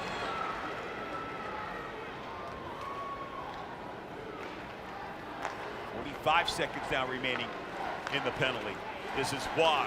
Squeezes his way down the boards. Ritchie is right there to take it away from his man. Not hard around though. LaFrance keeps it in, trying to get inside position. Looked like he got hooked. Hopkins off the boards, and again, not hard enough to get out of the zone. Board battle there in that far side corner. Comes out to the slot, picked up, and sent down the ice by McDonald. They've almost done it here, Kevin. Well, the one thing UQTR has to watch out is the counterattack now. If you kill off a 4-minute penalty like that, you usually gain a lot of confidence. And St. Mary's will come out and they'll attack real hard after you dump the puck down here. So they've killed off the penalty, and now 4 Huskies spilling over the line. Drop back there into the slot. Allison, a chance. As that was De Fonseca. Rebound. Vlad sends it to the net on the backhand. That just missed. A little flurry here from the Patriots. As now the puck comes up to center ice and deflected in. Great looks there for the Huskies. Well, what a way to end a penalty kill by coming back on the offensive rush and coming away with 3 shots on Grimard. So there you see shots on net, 30-21. Big penalty kill. Let's send it down now to Rob Pizzo. Thank you very much, Peter. If the Huskies are going to win this national championship game, they're going to have to do it without Jake Huberty. Undisclosed injury, will not return to this game. Well, that's unfortunate for the Huskies because Jake Huberty was just on fire in that first game. Played so well yesterday, and that's a big loss for them offensively. Well, that takes away that matchup with Reed Vlad, and that's worked so well for St. Mary's to get them to where they are today. 13:26 remaining in regulation. The puck is dumped in. Fano meets him, so a nice tight turn to get away from the forecheck. He'll play it across. Gadet gets inside position. This is Dumoulin. Dumoulin fires the shot. Good stick by Dillingham. Pats keep it in. Monroe Boucher just missed on that trapper side. Trenholm fighting for the puck. He gets taken down. No call. I think you can tell who the fans want to win this game.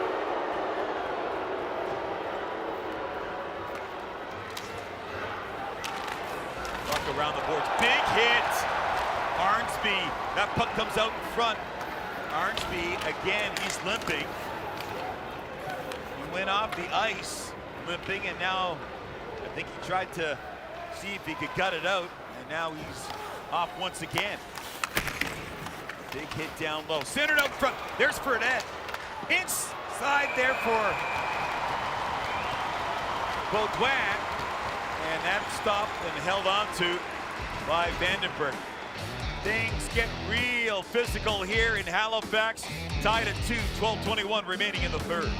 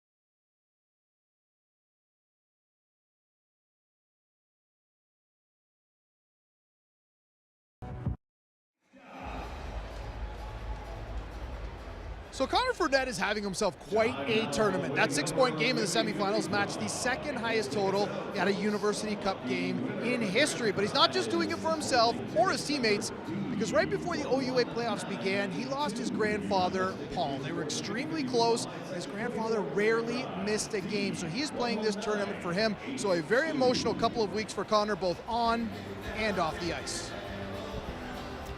So deepest condolences to the Fournette family, and he's had an unbelievable tournament here. I mean, he's been a one-man wrecking crew. And again, yesterday we said he had the 6-point night and he had 100% in the face-off. So if you're dedicating your game to someone, that's the way to do it. I just want to take a look at that hit again by Arnsby. He seems to have twisted his ankle as he went in, as he tried to turn on the hit. He didn't want to come in full force, tried to get the shoulder out, and he just caught an edge of his skate. We're hoping he comes back in the game, because losing Umberti, if you lose Arnsby right now, you're starting to lose some of your foot soldiers that have carried you to this point of the tournament. And Arnsby is a key penalty killer for the Huskies, so that would be a big loss. Here's Fournette, slides it out in front, play broken up. And now this is Hopkins, off to the wing. DeFonseca got it poked away, able to make an adjustment. Allison on the backhand, didn't get it to the net. And now the Pats to center ice. Fournette dumps it in that opposite corner. Pats making a change. All kinds of time now for the Huskies to work it up the ice. Valad gets away from one man. Over for Allison. Back in front for Valad, and that just missed the tip of his blade. Cato coming off the blue line. He'll slide that puck around. This is Allison. Up top, Valad hammers that one wide of the net. There's another shot. Pad save. Loose puck out in front. Allison was right there. Just couldn't get there in time. Play broken up. Cato with a nice defensive move. Tried to hit Trenholm with a pass. Couldn't connect. Fano Mitsunsoa. He's got time and space here. It's it for Auger. Auger bodied in the neutral zone. As that was Gentile. Gentile in there trying to lift the stick. Fano Mitsunsoa off to Cassid Gadet. And the Patriots just get that puck deep. Olsen's got some time now to move it. Gentile off the boards and out of the zone. Puck sent in, and now the Huskies make a change. This period has flown by here at the halfway point almost. 10:31 remaining in regulation, tied at 2 apiece. Game's trying to come alive here at Scotiabank Centre. Puck sent in. This is Hopkins. He'll airmail that one out of the zone. Rondeau, he'll take his time. Shots on net now, 31-23 in favor of the Huskies. Baudouin drops it back. Rondeau, he's looking up ice. There's it off to the wing, and again, Pats come back inside their own zone to wind it up. Good job by the Huskies in that neutral zone. They're doing a great job of jamming the neutral zone right now. What they're doing is they've got 4 guys deep, and they've got 1 guy tracking the puck right now. And it's forced UQTR to have to retreat and regroup, because they can't make that pass through to the seam guy like they want, and they're not a dump and chase team. No icing here. DeFonseca trying to get to that puck. Boutin will carry. Pass is intercepted by Valad. Takes a hit from Boutin. And now sent behind the Patriots net. Out to center ice. Little east-west pass. Turcotte. Get it below the goal line. And sent down. They wave the icing off. And Cornwallis takes it. Both teams making changes. Here's Cornwallis with speed around 1 man. Edouard Cornwallis to the net, rebound. Auger was right there, and it's cleaned up by the Huskies. Great job by Cornwallis watching Auger driving down the right side, just drifting the puck at the net, hoping to get that rebound and create something out of nothing. One way of getting past the St. Mary's team is to try and get as close to that blue line and make sure you've got somebody on the fly so that you can recover the puck right away. And here's what Cornway does. He waits, he delays, throws it at the net, and he's got Ogier driving. Ogier just can't get there in time. Cornway, he skated miles the other day for the Patriots. You know, credit to Marcus Vandenberg there. He's done a tremendous job today with his rebound control. And that's something, when you have a goalie who is really good at rebound control, the defensemen know exactly where the puck's going. They don't have to turn to watch it. They go right away, and they know it's going to be coming to them. That puck goes across the blue paint in Husky territory, out to center ice. Trying to get to it was Gentile. And now the Patriots, they'll set things up here inside their own zone. 8:28 remaining. Here's Cornway. Plays it ahead. Baudouin in over the line. That's going to be offside.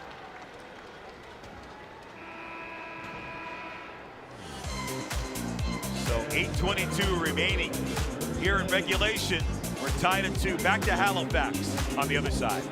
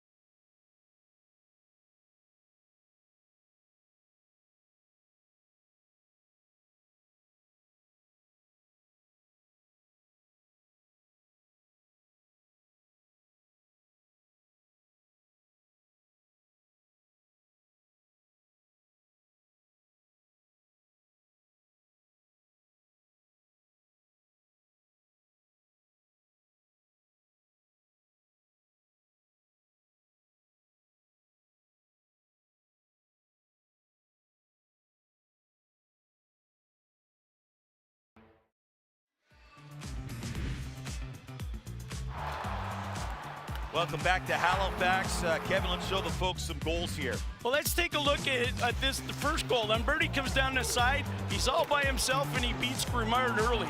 And then we have the wraparound goal that creates that traffic in front of the net.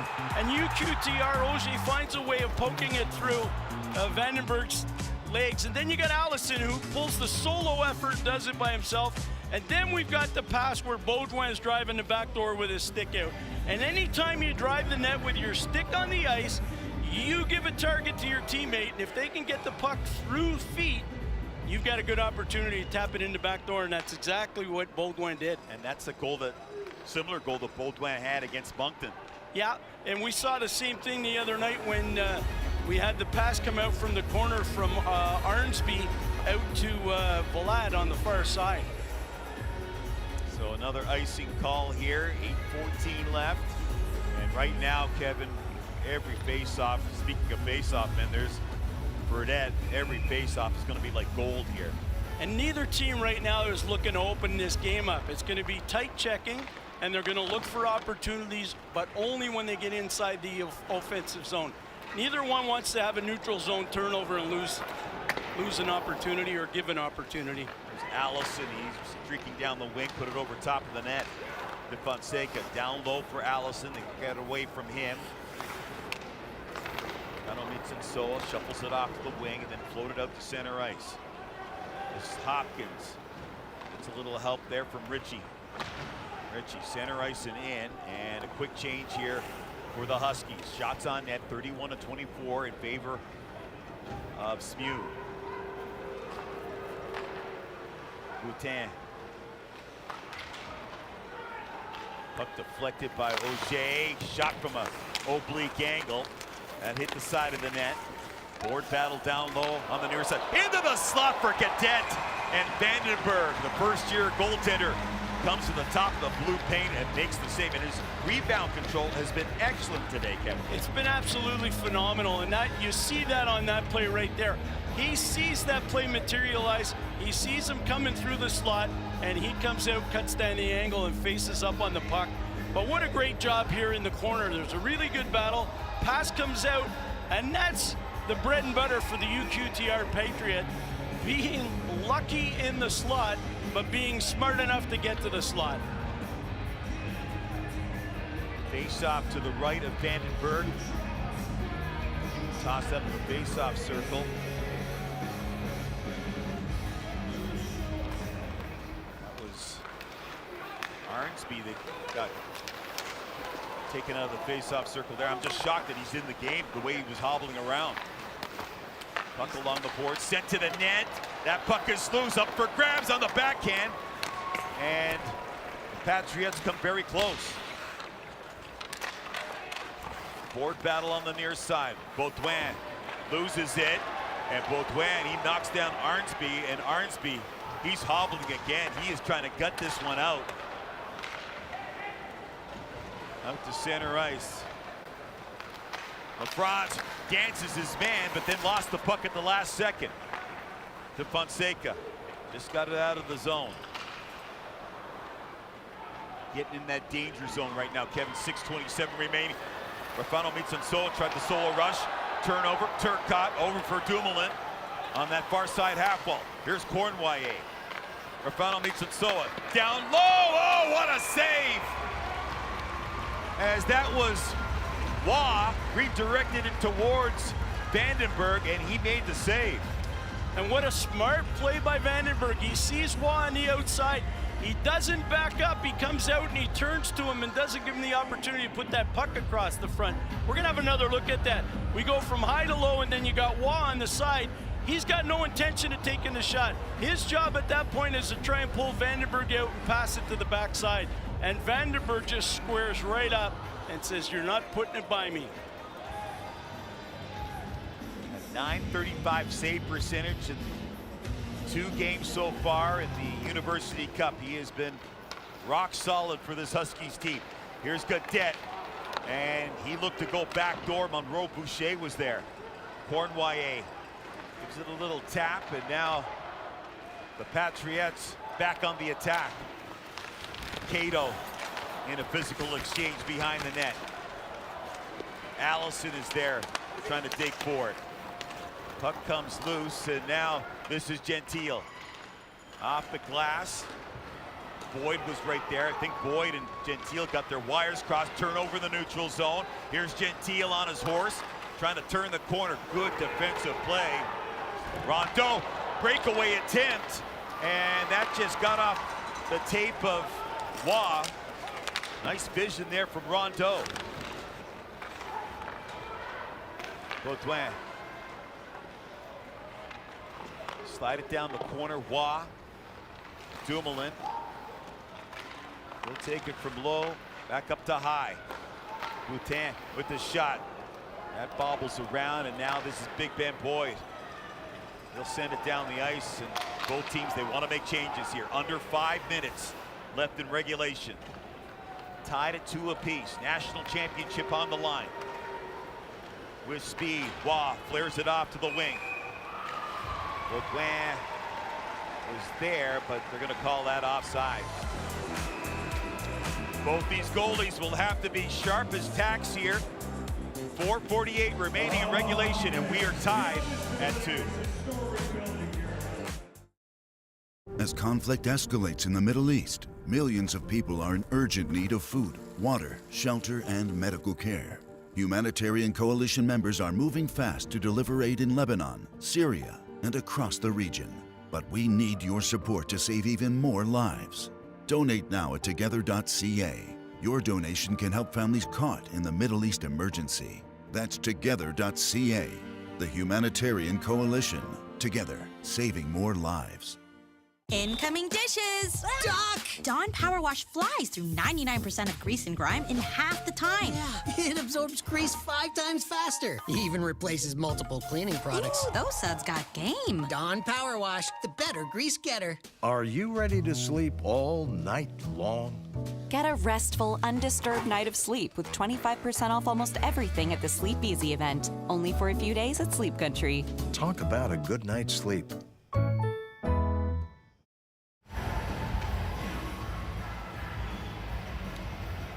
Well, I'll tell you, Marcus Vandenberg, this is his first year in U Sports hockey. He looks like a veteran. You have to be impressed. Oh, you have to take a look at some of these saves that Marcus Vandenberg's come up with. He is the Vandenberg wall right now for Smoo. Look, he comes up, squares up to the puck, takes away any opportunity to go to the far side on the last one. Squares up here, gets right back into position, adjusts well, and then the best save so far of the period is coming out and facing Juan, not giving him the opportunity for the back door. Right now, you're going to watch Trois-Rivières try and get the puck deep, try and cycle it low, and try and hit the back door. You're going to look at Smoot and try and get into transition, pick up the puck, and create an outnumbered rush. And I think what we're going to see is the winning goal is going to be a blue paint scramble. So 4:45 remaining. Vandenberg went into the season, wasn't expected to be the #1 goaltender, and here he is. Very close to winning a University Cup title. In over the line, Baudouin. His shot goes wide. Fournette, ever so dangerous out there. Good job to take that puck away from La France. Out to center ice. This is Baudouin. He gets bodied, keeps on trucking. Now the puck comes loose. Huskies make a change. Cournoyer down this near side flank. He'll play it behind the net. Dillingham up the wall. Trenholm just chops it out. A lot of quick changes going on by both teams right now. Guys are starting to, there's a little bit of fatigue setting in, but a lot of adrenaline going right now. Both these teams playing yesterday. And the question is, who gets those concrete legs first? Puck up top, kept in by the Patriots. Cadet got that puck poked away from him. And now here's McDonald. Gets it across on the wing. There's a shot that goes wide. Dillingham didn't get a lot on that one. Play behind the net. Gauthier under attack as he takes a hit. That was Gentile. Ritchie, good job to get away from the forecheck. He'll play it cross ice. Trenholm, center ice and in. Dumoulin. Boutin on the boards here. This is Rondeau, has to backtrack. And now Dumoulin just scoops that puck out of the zone, bobbling puck. That's tough for a defenseman. Played well there by Hopkins. This is Allison down in the corner now. He takes a hit, swings it around the boards. Ritchie, he comes down, funnels it deep. 2:45 now remaining. Dumoulin on the tail end of a shift. There's Bois into the corner. Hopkins wallpapers him. At the line, kept in by Cournoyer. To the net in front. That was Dumoulin lurking. Got a stick on it. And now Patriots try to get another attack going. And we got a whistle at the Husky line. So overtime could be looming here. 2:16 remaining in the third. Nobody wants to make a mistake. And we're basically in overtime right now. We are right now. And if we get beyond this 2 minutes, we'll do a flood and do a 20-minute overtime, and then we'll see what happens in that frame. However, buckle up. This is going to be a strong 2 minutes and a real tight 2 minutes. Patriots break out of their own zone. This is Baudouin. He got nudged, lost his footing. Puck behind the net. La France there, tried to center. Burnett was right out in front.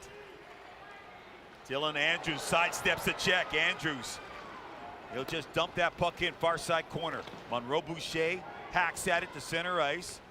Here's Chisholm, has to wait for mates to get onside.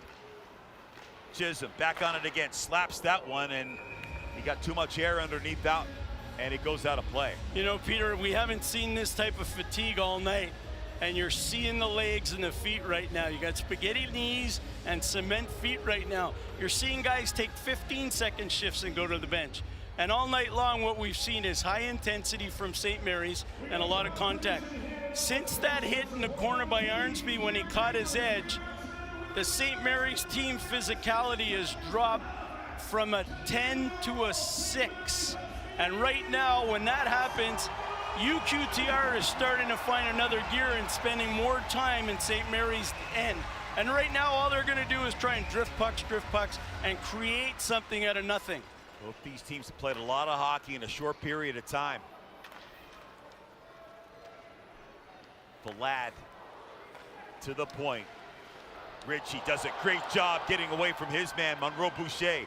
Vlad, far side corner. There's a shot. That puck is loose. Huskies applying some pressure here. Shot is blocked. Here's Allison. Huskies pressing. There's a shot right on, and Grimard squeezes that as it sticks to him. And who's standing in front of the net? Boyd. Yes. He's been a physical presence this entire tournament, but not only a physical presence along the wall, he's been tough to battle in front of the net. He is a hard guy to move, and when he parks himself there, he's parking with a purpose. He wants to screen the goalie, keep his stick on the ice, and hope to be part of something that he creates. Worth mentioning again, we mentioned it earlier on in the tournament. He's a guy that out of the Jim Holton camp, and played for him in Charlottetown, and that's what Jim likes. He likes players that have grit and will go to the net, go to the wall, and that is definitely Ben Boyd.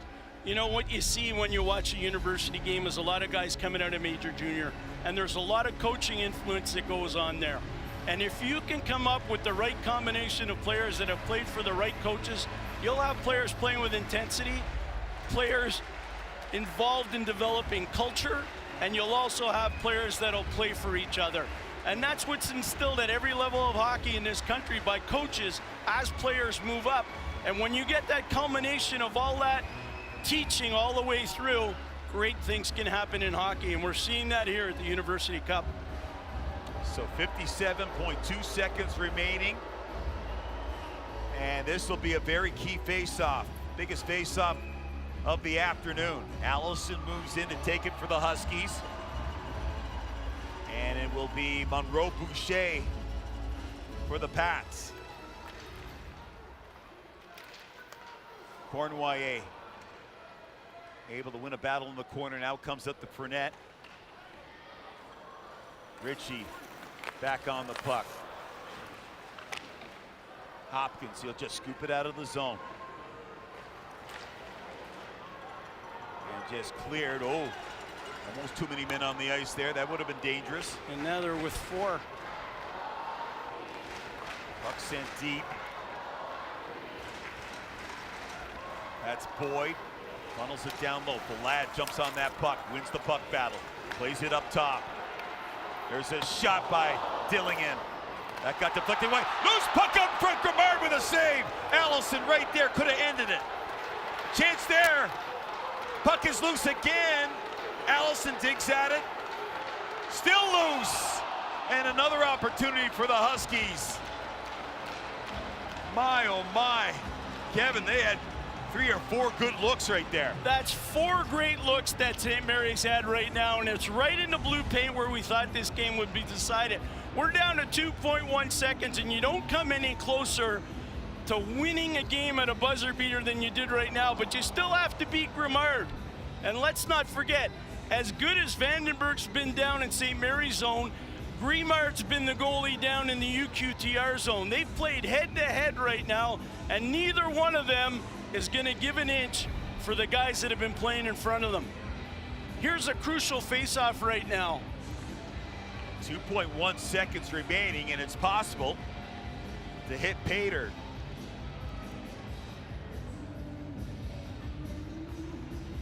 So taking this draw for St. Mary's is Chisholm. There's a smart move by Vlad. That's a veteran move to adjust your helmet, slow it down a bit. Off the draw, Pats get it, and that's going to do it. And we are going to overtime. 2-2 tie after 60 minutes of play. And now we will send it back to Anastasia Busis, and we'll get ready for overtime here at University Cup in Halifax.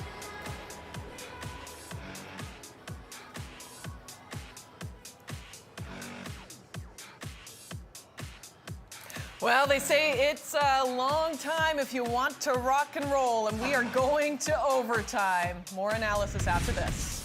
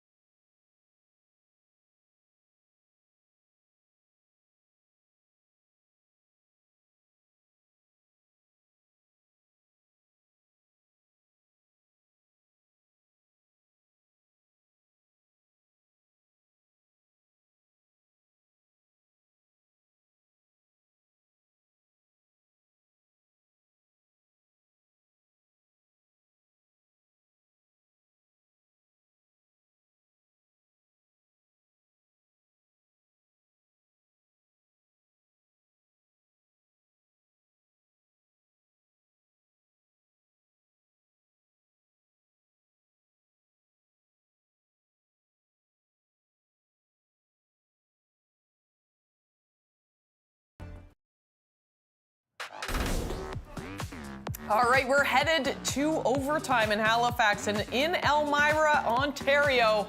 Of course, the Golden Path Trophy will be handed out in just a few hours. All the athletes getting ready for warm-up. Hello, Canada. You have been watching Championship University Hockey. Anastasia Busis, Jeff Merrick. Hey. We're just catching our breath because there was quite the scramble. What, like 10 seconds before basically it was going to be game, maybe. Everybody here in the studio, we're popping like the corks out of champagne bottles. It's in. No, it's not. One more shot. A scramble. Poke it in. It's going there. What did it say?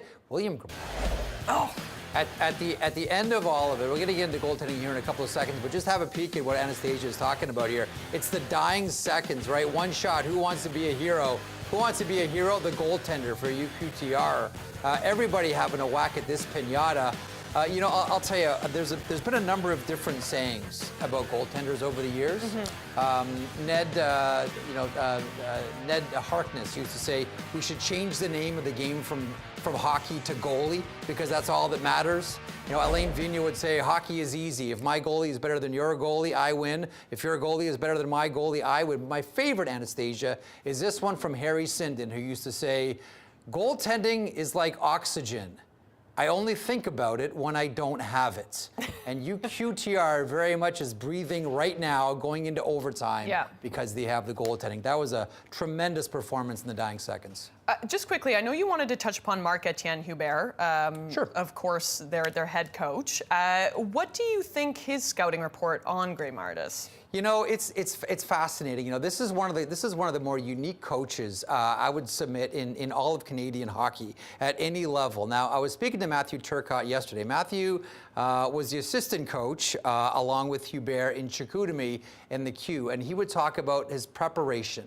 Okay, now preparation for a coach is you try to find out what the tendencies are for the other team and what the strengths and the weaknesses are, and that's all very general, superficial stuff. But Hubert goes deeper than that. Like, he has his team prepared, knowing exactly all the tendencies for every single player that they are facing off against either that evening or, in our case, in the afternoon. So going into overtime right now, his team is armed with more information than any other team has in this tournament, and that's all because of the coach. His recruiting process is elite as well. Yeah. He focuses on seriousness. If you're not a serious hockey player, he doesn't want you. Even if you're skilled, like he's turned down overage players in major junior hockey just because they're not serious players. That is what he focuses on more than anything else. Well, and Gray-Mard has been putting on a serious show, though. He's been fantastic. Like, look, you know, the one thing I think as well that we shouldn't overlook here, not only is he standing tall and he's 6'3", so he's going to anyhow, but he's doing this in a hostile environment. Like, St. Mary's has the fans behind him, the momentum behind him, the emotion behind him. And we talk about, you know, the loneliest end of the rink. Well, that's where he stands right now. And it's loneliest when you're the visiting goaltender, and it's even that much more psychologically challenging. And Gray-Mard's been fantastic so far this afternoon. See if he can keep it up. Hostile barn. It is. Loud barn. You know that barn. Yes, I do. No, it's very lovely. Shout out to Halifax. We, of course, are in Halifax for the men's tournament, but guess what? Elmira, Ontario, hosting the women's tournament. And it is going to be UDM, the University of Montreal Caravan, against the Concordia Stingers. It's going to be a barn burner, folks, and we're bringing that to you after this.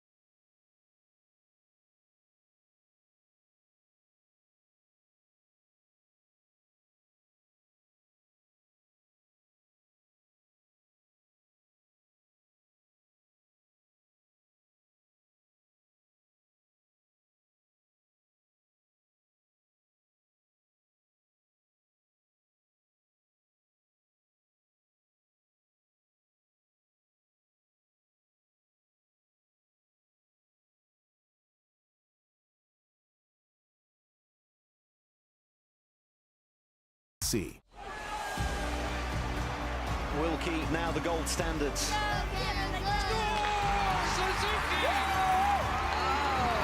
Beautiful. Courtney Sarone, she's going to get silver. Dunstan Hannah scores. The king is back. O'Neal, she scores. Paula Erickson coming across the line. It really was a starry, starry night in Milan.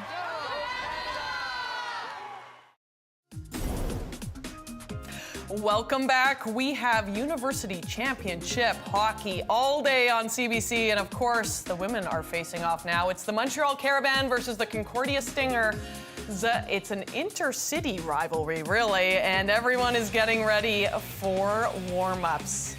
I love warmies, Jeff Merrick. Anastasia Busis alongside Jeff Merrick. Nice and chill, fire some pucks around, get loose, here we go. Yeah, I wonder if they're watching or updated on the men's game too. Very exciting there. That's going into overtime, but let's talk this tournament, all right? It is best on best hockey, and I cannot wait. This one's going to be good, and don't let recent history between these two teams fool you. I think this one's a little more evenly matched than it may appear if you just read the game sheets there, Anastasia. You know, listen, it's a sort of 10-game winning streak now for Concordia over Montreal. We're still waiting for Concordia to have their big statement game, but for Montreal, what they've shown in this tournament is they are pesky, they are frisky, they are annoying, they are the bamboo shoots under the fingernails, they are awful, miserable team to play against. Like, this is a tight checking team, this is a physical team, this is a team that tries to draw you and play in the mud. Like, they don't want like this free-flowing, beautiful style game. Like, this is a team that is very, very comfortable when the game gets a little bit rough. And it has been rough, obviously, and this tournament has been rough. You want to build every single game. I know that sounds cliche, but it felt like these two were on a collision course to really find themselves in this gold medal game. Montreal and Concordia, both teams know each other very, very well, and both teams that want to come away with the big title. Carissa Donkin is in... she's in the tournament, of course, in Elmira, and she's standing by with Audrey-Anne Villiers. Well, Audrey-Anne, you're quite familiar with the Concordia team. How does it feel to have an all-Quebec final?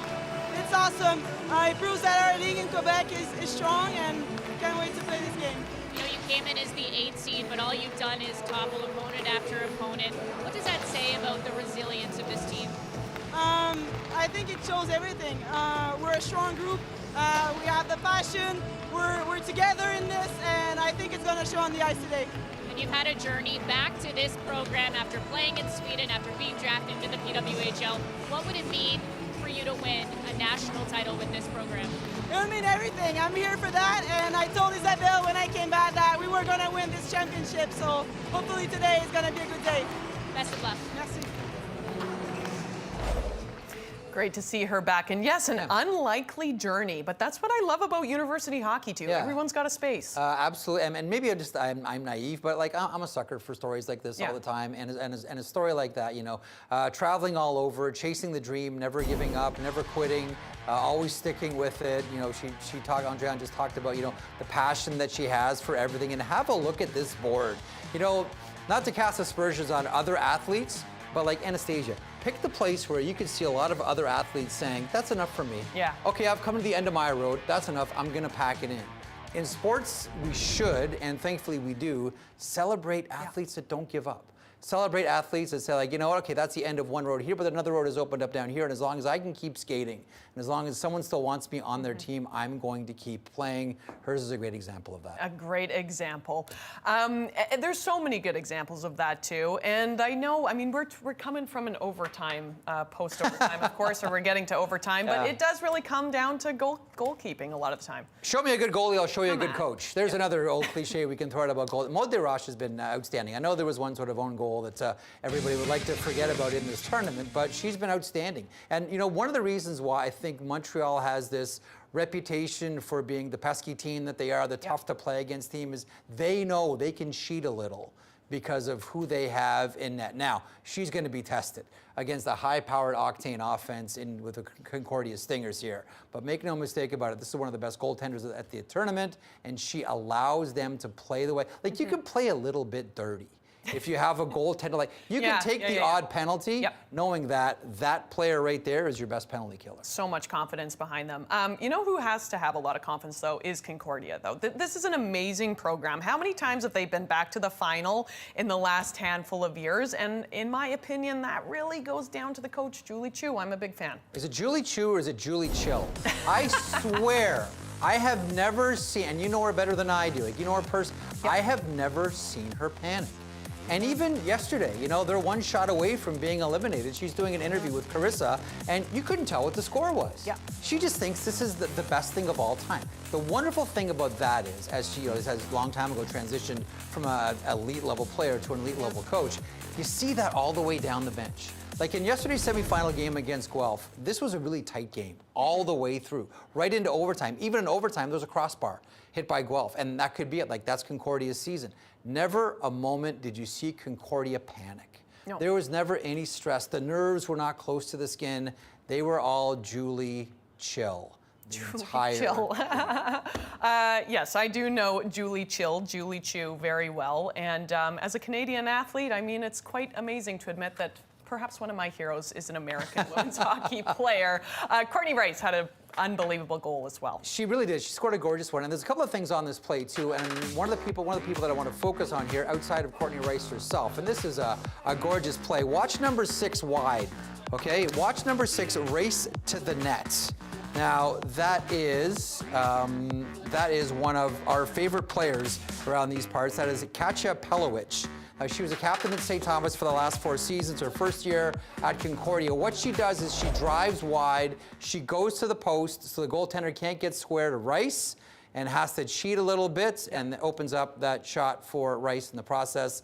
Pelowicz, by the way, earned her first championship when she was 7 years old playing for the Stouffville Clippers and hasn't won anything since. This would be her second and would be her final year at University of Concordia. We cannot That would wait. bookend her career. 7 years old and 24 years old, bookend championships. Can't wait, but we are going to overtime right after this. It's the Huskies versus the Pats.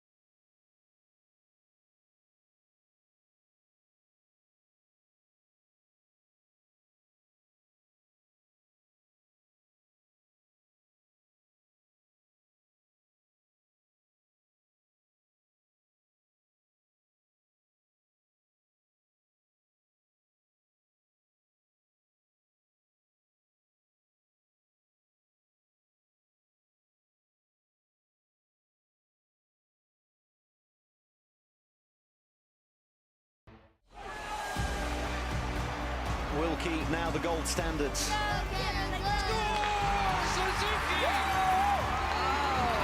Beautiful. Courtney Sarone, she's going to get silver. Dunn, stick-handed scores. The king is back. O'Neill, she scores. Colin Erickson coming across the line. It really was a starry, starry night in Milan.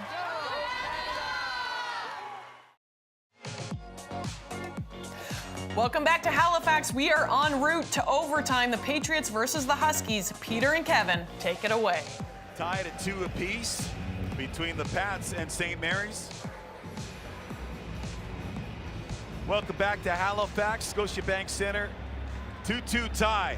The Pats and St. Mary's getting ready for overtime, and there was a lot of excitement, Kevin, towards the end of that third period. Well, when you say, Peter, when you say towards the end, 2.1 seconds to go, and William Greenmard, who's worked extremely hard and diligently throughout this tournament, was talking to the hockey gods. You have to watch this sequence. St. Mary's has 4 different opportunities to put the puck behind Greenmard. He loses sight of it, can't find it, and it finds its way back to him. So he's talking to the hockey gods right now, and they're going out into the third period. Both teams looking for the golden goal right now, and his players are saying, hey, William, we're going to get one for you after you stop that one for us. That was Cornwallis giving him a hug, as he should. I don't know if these guys get per diem, but their per diem for today should all go to Grimard. So getting ready now. Our first overtime, tied at 2, national title on the line. Here's Ethan Ritchie. It's been a tower of strength on that backhand for the Huskies. They go rink wide, can't connect on it. Burnett dumps that puck in and then sent down the ice, and we're going to get an icing call here. So if you're not sure, just hammer the puck off the glass, off the boards. Right, Kevin? A shot from anywhere right now is a shot, and any shot right now could end this game.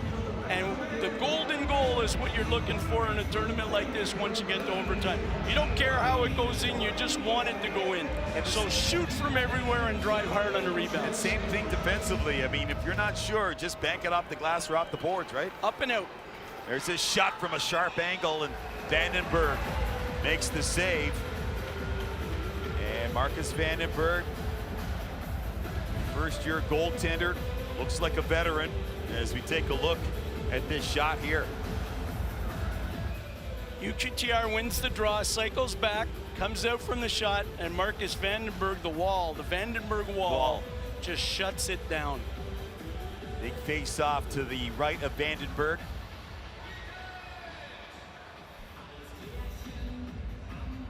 Chisholm to take the draw against Burnett. And they get another whistle, so things kind of slow here in the early going of overtime.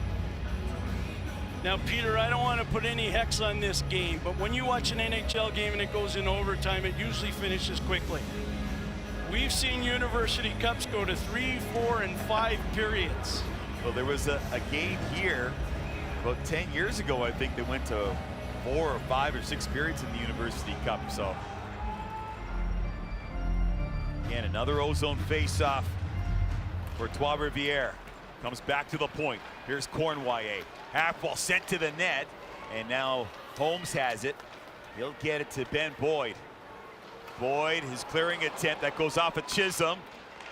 And now finally out of the zone. Here's Ben Boyd racing down that right wing. Boyd try to slide a pass to Trenholm. That didn't materialize.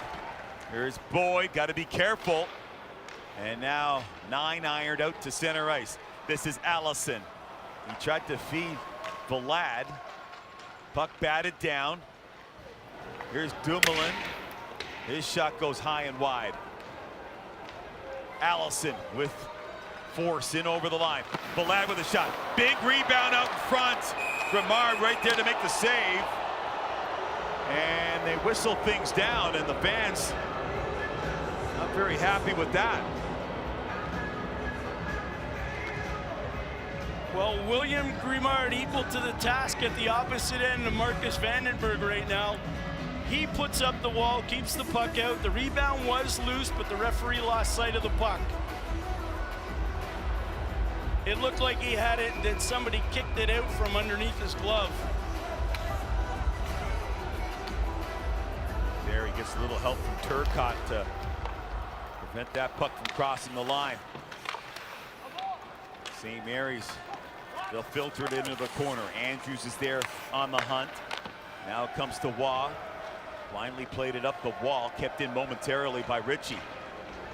Auger gets by De Fonseca. Charlie De Fonseca, Thornhill, Ontario native, 4th-year player. Board battle in the corner, comes up top now for Gauthier. Got to be careful now, last man back. Turcotte, he'll swing it around. Rafano Mintzinsoa trying to come off the wall. Here's Rafano Mintzinsoa, still has that puck, gives way to a teammate. That was Auger. Auger centers it. And now Charlie De Fonseca high off the glass and out. In over the line, here come the Pats. Sent to the net. Loose puck. A chance for Waugh. How did that stay out?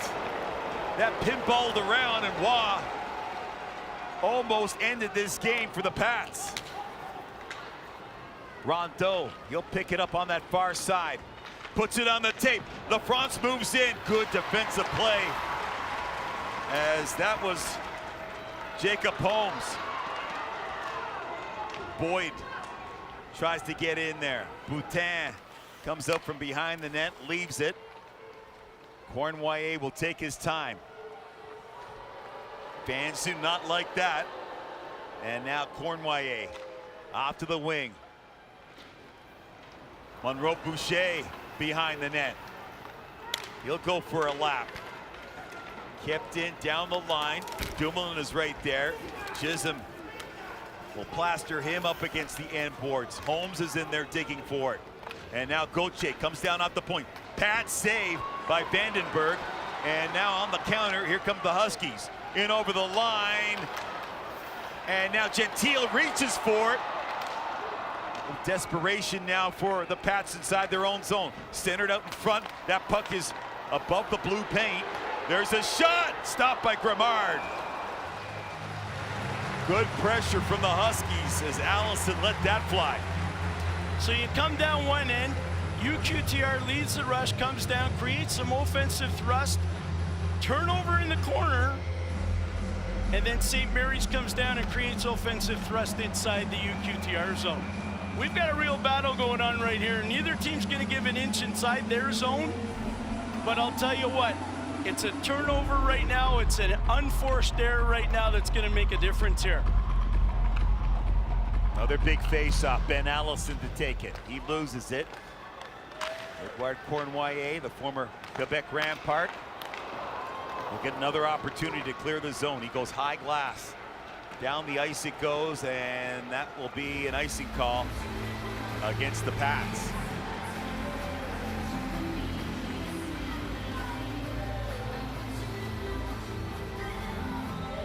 I mean, physically, all these players, they're hurting right now, but it's whoever makes the mistake mentally is going to cost them this game. It's the mental mistakes right now and the emotional intelligence that's going to play a factor, because the fatigue factor is certainly set in.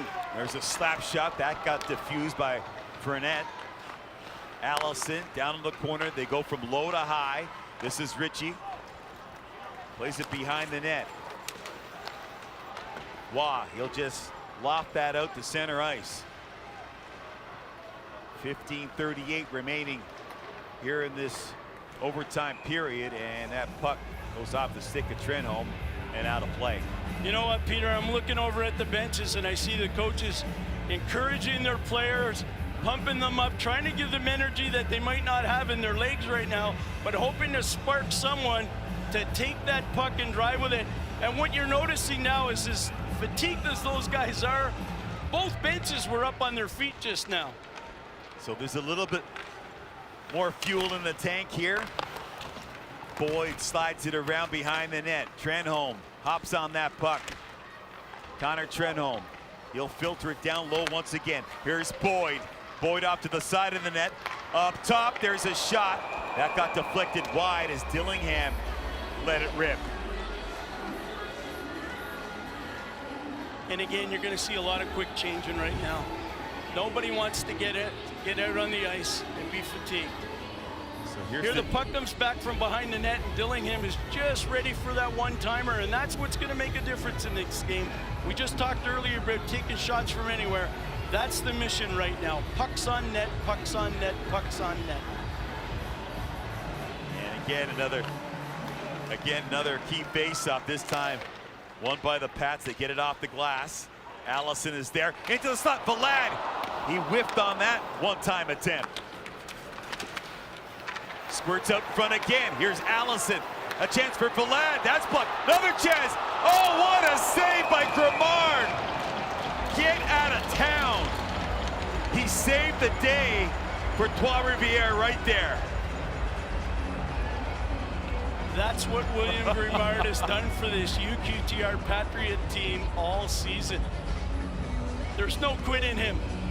You watch what he does here. He's got a battle in the first one. He's got a lot of people in front of him. A lot of guys wanting to block shots. But when he does see the puck, there's no way it's getting by him. Got a little help there from Rafael Mitsutsoa as well, but my goodness, Will Grimard. Never mind today's per diem, the whole week's per diem. Every player should give it to him. Fight for it down low in Pat's territory. Huskies trying to come on here, impose their will. Boyd got double teamed. This is Dylan Andrews, the former Acadie Bathurst Dan forward. Round to that far side, Baudouin. He wants to skate it out of the zone, is successful, loses his stick. Puck comes up for grabs. Rafael Mitsutsoa goes D to D. Rondo up the middle of the ice. They play it off to the wing. Good job to cancel out his man. That was Ethan Ritchie. In over the line now. Dylan Andrews got it to the net. No problems for Grimard. Waugh overskated the puck. Down low in that opposite corner. Shot from a sharp angle. Loose puck into the slot and just cleared. And down it goes. Connor Olsen looks over his shoulder. And he'll take his time. In over the line it goes. McDonald, that's wide. Cato able to get to the line in time and hold the line. Puck out in front. Waugh trying to clear it. Turcotte tried to throw a shoulder at McDonald. Up top, there's Olsen. Whoa, another shot, and stopped by Grimard. Initially, that puck took a funny bounce, and Grimard able to make the save. That was close. Well, we have to watch right now because there's been a lot of hockey played on this ice. And yesterday, towards the later periods, we saw the puck starting to bounce, and we're looking at that now. We had the bronze medal game earlier, now the gold medal game, and you're starting to see the puck take funny bounces. And the players right now are a little fatigued, and they have to be careful. You can't have an unforced error because you don't know where it's going right now. You have to have total control every time you touch that puck. And you know, I'm just looking at William Grimard and I'm thinking, maybe he'll get a tryout with the Blue Jays. He had that Yeah. double that he hit out of the air, and he had that shortstop dive on the hopper. So he's doing everything he can, and it's not up to him to finish this game right now. Definitely showing his athletic ability. And that puck over the glass. And what's going to be decided here? No, they're not going to call a penalty, I don't think. No. I don't know if we can see that. Let's have a look at that. I think they're saying he came in and his leg stick had touched it. So I think there's some disagreement. Anyways, face-off went by Halifax to the net, tipped. That was DeFonseca that got stick on puck. Grimard able to make the save. Another shot goes across the blue paint. Sent deep. Cornwall having problems corralling that puck. Allison tries to control it in the corner. And now Baudouin on the tape of Auger. He's got speed. That shot gets deflected. Here's Charlie DeFonseca. Placed at the center, turned it over. Did not want to be turning it over in the neutral zone. Burnett in a battle with Ethan Ritchie, 2-on-2. They go at it. Ritchie on his backhand over here on that far side, just floated out to center ice. 12:24 remaining in this overtime period. 2-2 tie. Trois-Rivières and St. Mary's. LaFrance drops it back. Gauthier, D to D. Rondeau up the line for big Baudouin. Behind the net, he'll one-hand it. Baudouin, low to high. Almost gave it over as that was Ben Boyd lurking.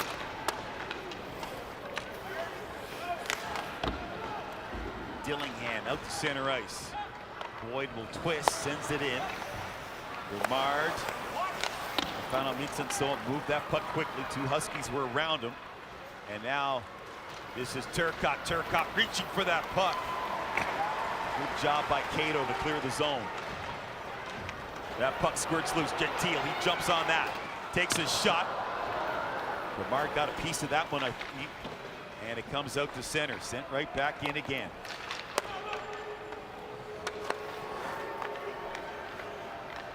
Monroe Boucher tries to blaze a trail down that far side.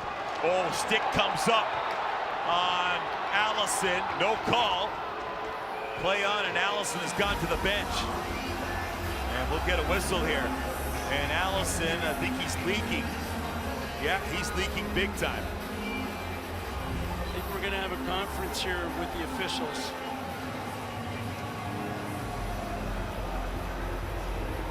Let's see where that stick goes. Oh, yeah. Now, who's got the stick with orange on it? I think that might be his own man, isn't it? That is his own man. Yeah. So the right call made. And I think that's what the linesman wanted to tell the referee, that he saw the play. And when you see that, I don't think he knows it was his own teammate, but certainly from our vantage point, we can see that it might have been. A little friendly fire there. So the right call made, and we'll continue to play on here. 11:06 left in OT. Tyler Nogler looking down his bench, wondering who's got a goal in them. Auger, rink wide. Waugh puts the brakes on, gets it into the slot. He was looking for Gauthier, who moved up on the play. Puck comes out now. Auger, he wants to dance. Auger now on his backhand, centers it in front, and the puck just nudged down the ice by the Huskies. They want to make a change. Approaching the halfway point of overtime here. 10:33 remaining in the frame. Puck picked up behind the net for Net. He gets lassoed by Holmes. And now the Huskies, they got DeFonseca racing in the neutral zone, now in over the line and cleared to safety. Fournette, that puck bobbled on him. Recovers across, one-time shot. Oh, what a bullet by Baudouin. And Vandenberg got a piece of that one. He put that one in a dangerous area. France dumps it in. Baudouin first on it. Dillingham cancels him out. That comes out to the slot, and now the Huskies on the move. Here's a chance. Villard. Oh, what a save by Grimard. Grimard again saves the day for the Pats, as he robbed the leading goal scorer in U Sport hockey this season, Reed Villard. Allison plays it back. Cato across. Oh, wasn't quite in the wheelhouse for Villard. There's a shot by Cato. Off the boards, it comes to LaFrance. LaFrance with a shot, he put that wide. Monroe Boucher is there. Cato digs for it. 1v1 with Monroe Boucher at the point. This is Gauthier, loads up. That hit Gaudette. Friendly fire on that occasion, this time for the Pats. 8:55 now left in overtime. It's kind of exciting, Kevin. Well, you know, I didn't think it was possible, but the speed and intensity is ramped up like it was in the first period right now. Yeah, the pace has gone up just a couple of notches here. Played in that far side corner. Trois-Rivières, they clean things up, exit the zone. This is Auger down this near side. Ritchie trying to track him down, off a skate, back up top. Here's Auger, floats it over. Gauthier with a shot, that's blocked by Ethan Ritchie. That's loose in the slot, and now cleared down the ice by the Huskies. They desperately want to make a change here.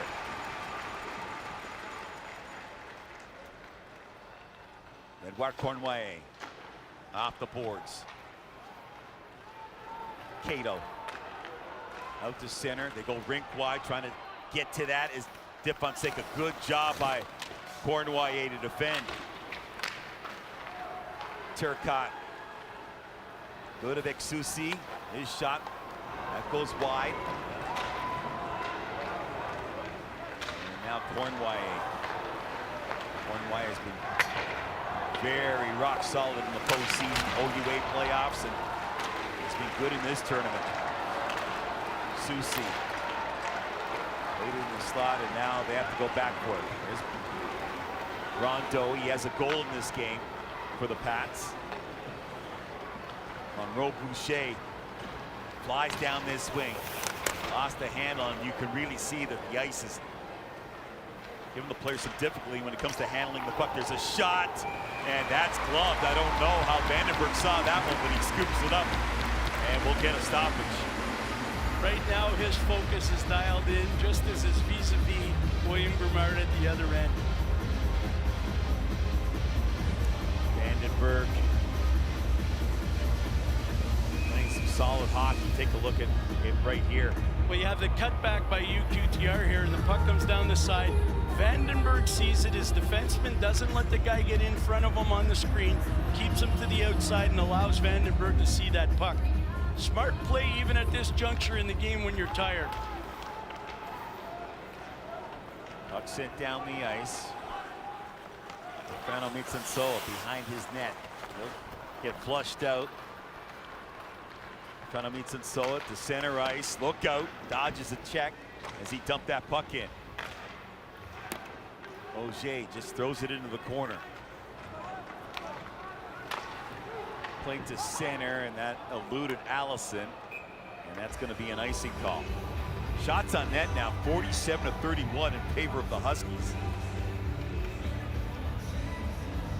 Well, I tell you what, we knew St. Mary's would have a high-octane offense today, and what they've done is they come out, and every chance they get inside the UQTR zone, they're drifting pucks at the net, working hard to create opportunities, and they're getting in on the rebounds, and that's why they're winning on the shot clock. UQTR is a puck possession team. They're looking for openings, looking for seams, and right now what they've got to do is match the shots with St. Mary's right now. They've got to throw the puck at the net and hope that they can create something. Puck kept in the zone by the Pats. This is Waugh.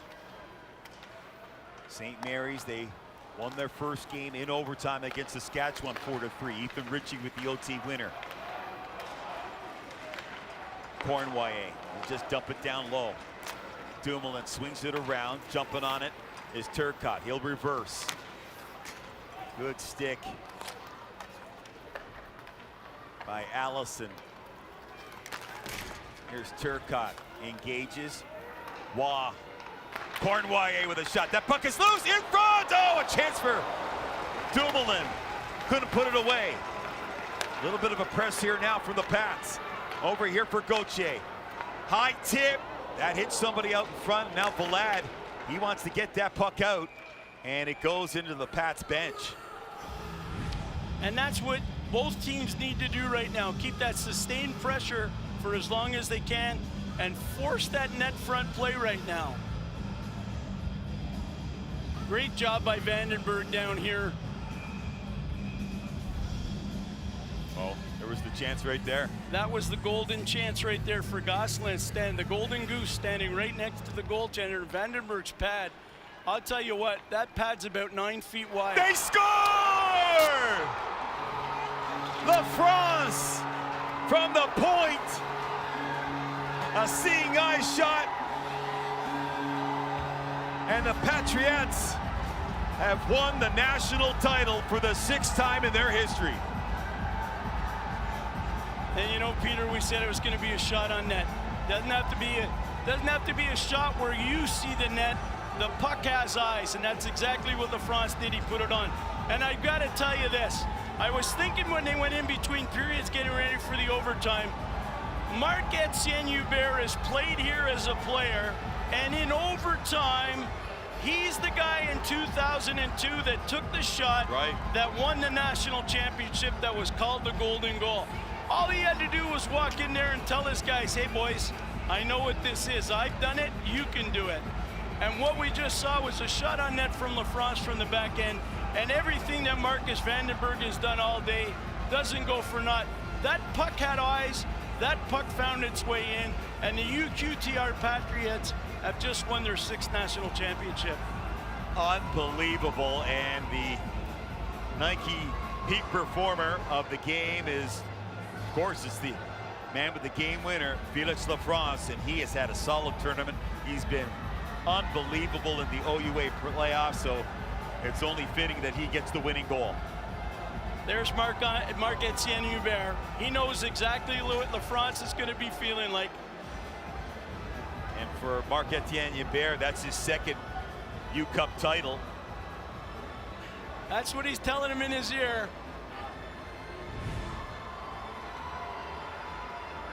This is a tough one for the St. Mary's Huskies. They've worked really hard all tournament. Puck goes back to the point. He wheels it to the middle and just takes a shot. Screened in front of the net. It looked like it might have been a tip-in, but that puck had eyes. That puck found its way over the shoulder of Marcus Vandenberg. And what a play. Moves it back to the point. Vandenberg's had such a great day. Did not see that puck coming. That puck found its own way to the net. They spill off the bench to celebrate. And this team, they were in tough. They played against Queens. Looked like they might lose that series. Found a way to win. And then had to come back in the Queens Cup. And now they come away with a national title here as they beat St. Mary's. Let's send it back now to Anastasia Busis. Thanks, Peter. Well, Felix Lafrance gets the overtime game-winning goal, just as his brother did in 2022. QTR wins their 6th of all time. We're going to get you to the women's game now. Of course, it's Concordia versus the University of Montreal. Daniela Ponticelli and Hannah Bunton have the call. We welcome in our viewers on CBC. Montreal up 1-0 early here in this gold medal game. They are the number 8 seed, taking on the number 2 seed Concordia Stingers, and that goal scored just 1:13 in by Audrienne Veillette, who has been an absolute star for this team. Her 3rd goal of the tournament after 2 yesterday. Unassisted, it was a misplay by Jordan Verbeek, a rare misplay, so we'll see how many other opportunities this team can have scoring that way. But right now, in the Carabin zone, Concordia looking to equalize early. They get a bounce towards the net, but Maud Darache and we talked about momentum in hockey, and that's exactly what the Carabin did in this first minute of the game. And just a little bit of a misplay by Jordan Verbeek. She's trying to get this puck up to her defense or her winger, and Audrienne Veillette does what she needs to do as a goal scorer. She gets the puck to the net, and it squeaks into the 5-hole. Obviously a goal that the Stingers would like to have back. She very confidently said at the end of the semifinal, we are going to win tomorrow, which is now this very game that's being played out inside the Woolwich Memorial Centre in Elmira, Ontario. Daniela Ponticelli alongside Hannah Bunton and Carissa Duncan ringside for this gold medal game. The Stingers, a team that have been outshot as well in this tournament. In fact, they were outshot in their semifinal 33-30, a game that went to overtime, an extra 5 minutes, 42 seconds. Overtime structure is different for this gold medal game, but we'll get to that if needed.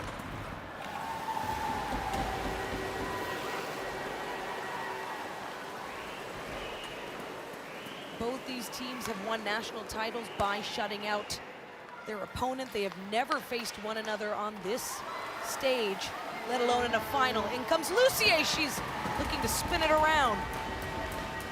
And a nice play by the Carabin defense there to not give too much time and space against a top player like Lucier. That's Audrey Gervais, 5th-year kinesiology student. She assisted on their opening goal of the tournament in the quarterfinal, and also spoke with Carissa Duncan yesterday. Very excited about what this appearance means for the program. When a player like Lucier is coming down with such speed, Gervais does such a good job of just watching her body, not over-committing, so that she's able to cut into the middle and get a dangerous goal-scoring chance. At the dot, Perron, who has been struggling throughout the tournament, but wins that draw, and face-offs quite even so far between these two. Exactly even, in fact, 9-9. Perron at the far wall. Brings it in with speed, drops the shoulder, but the puck taken away by Montreal. Quick play off the boards, back into the neutral zone. And in comes Camille Richard through the legs, looking to find a way past DeRoche. And it stops, so a 1-0 lead remains. Just over 10 minutes remaining here in the first period. Montreal leads.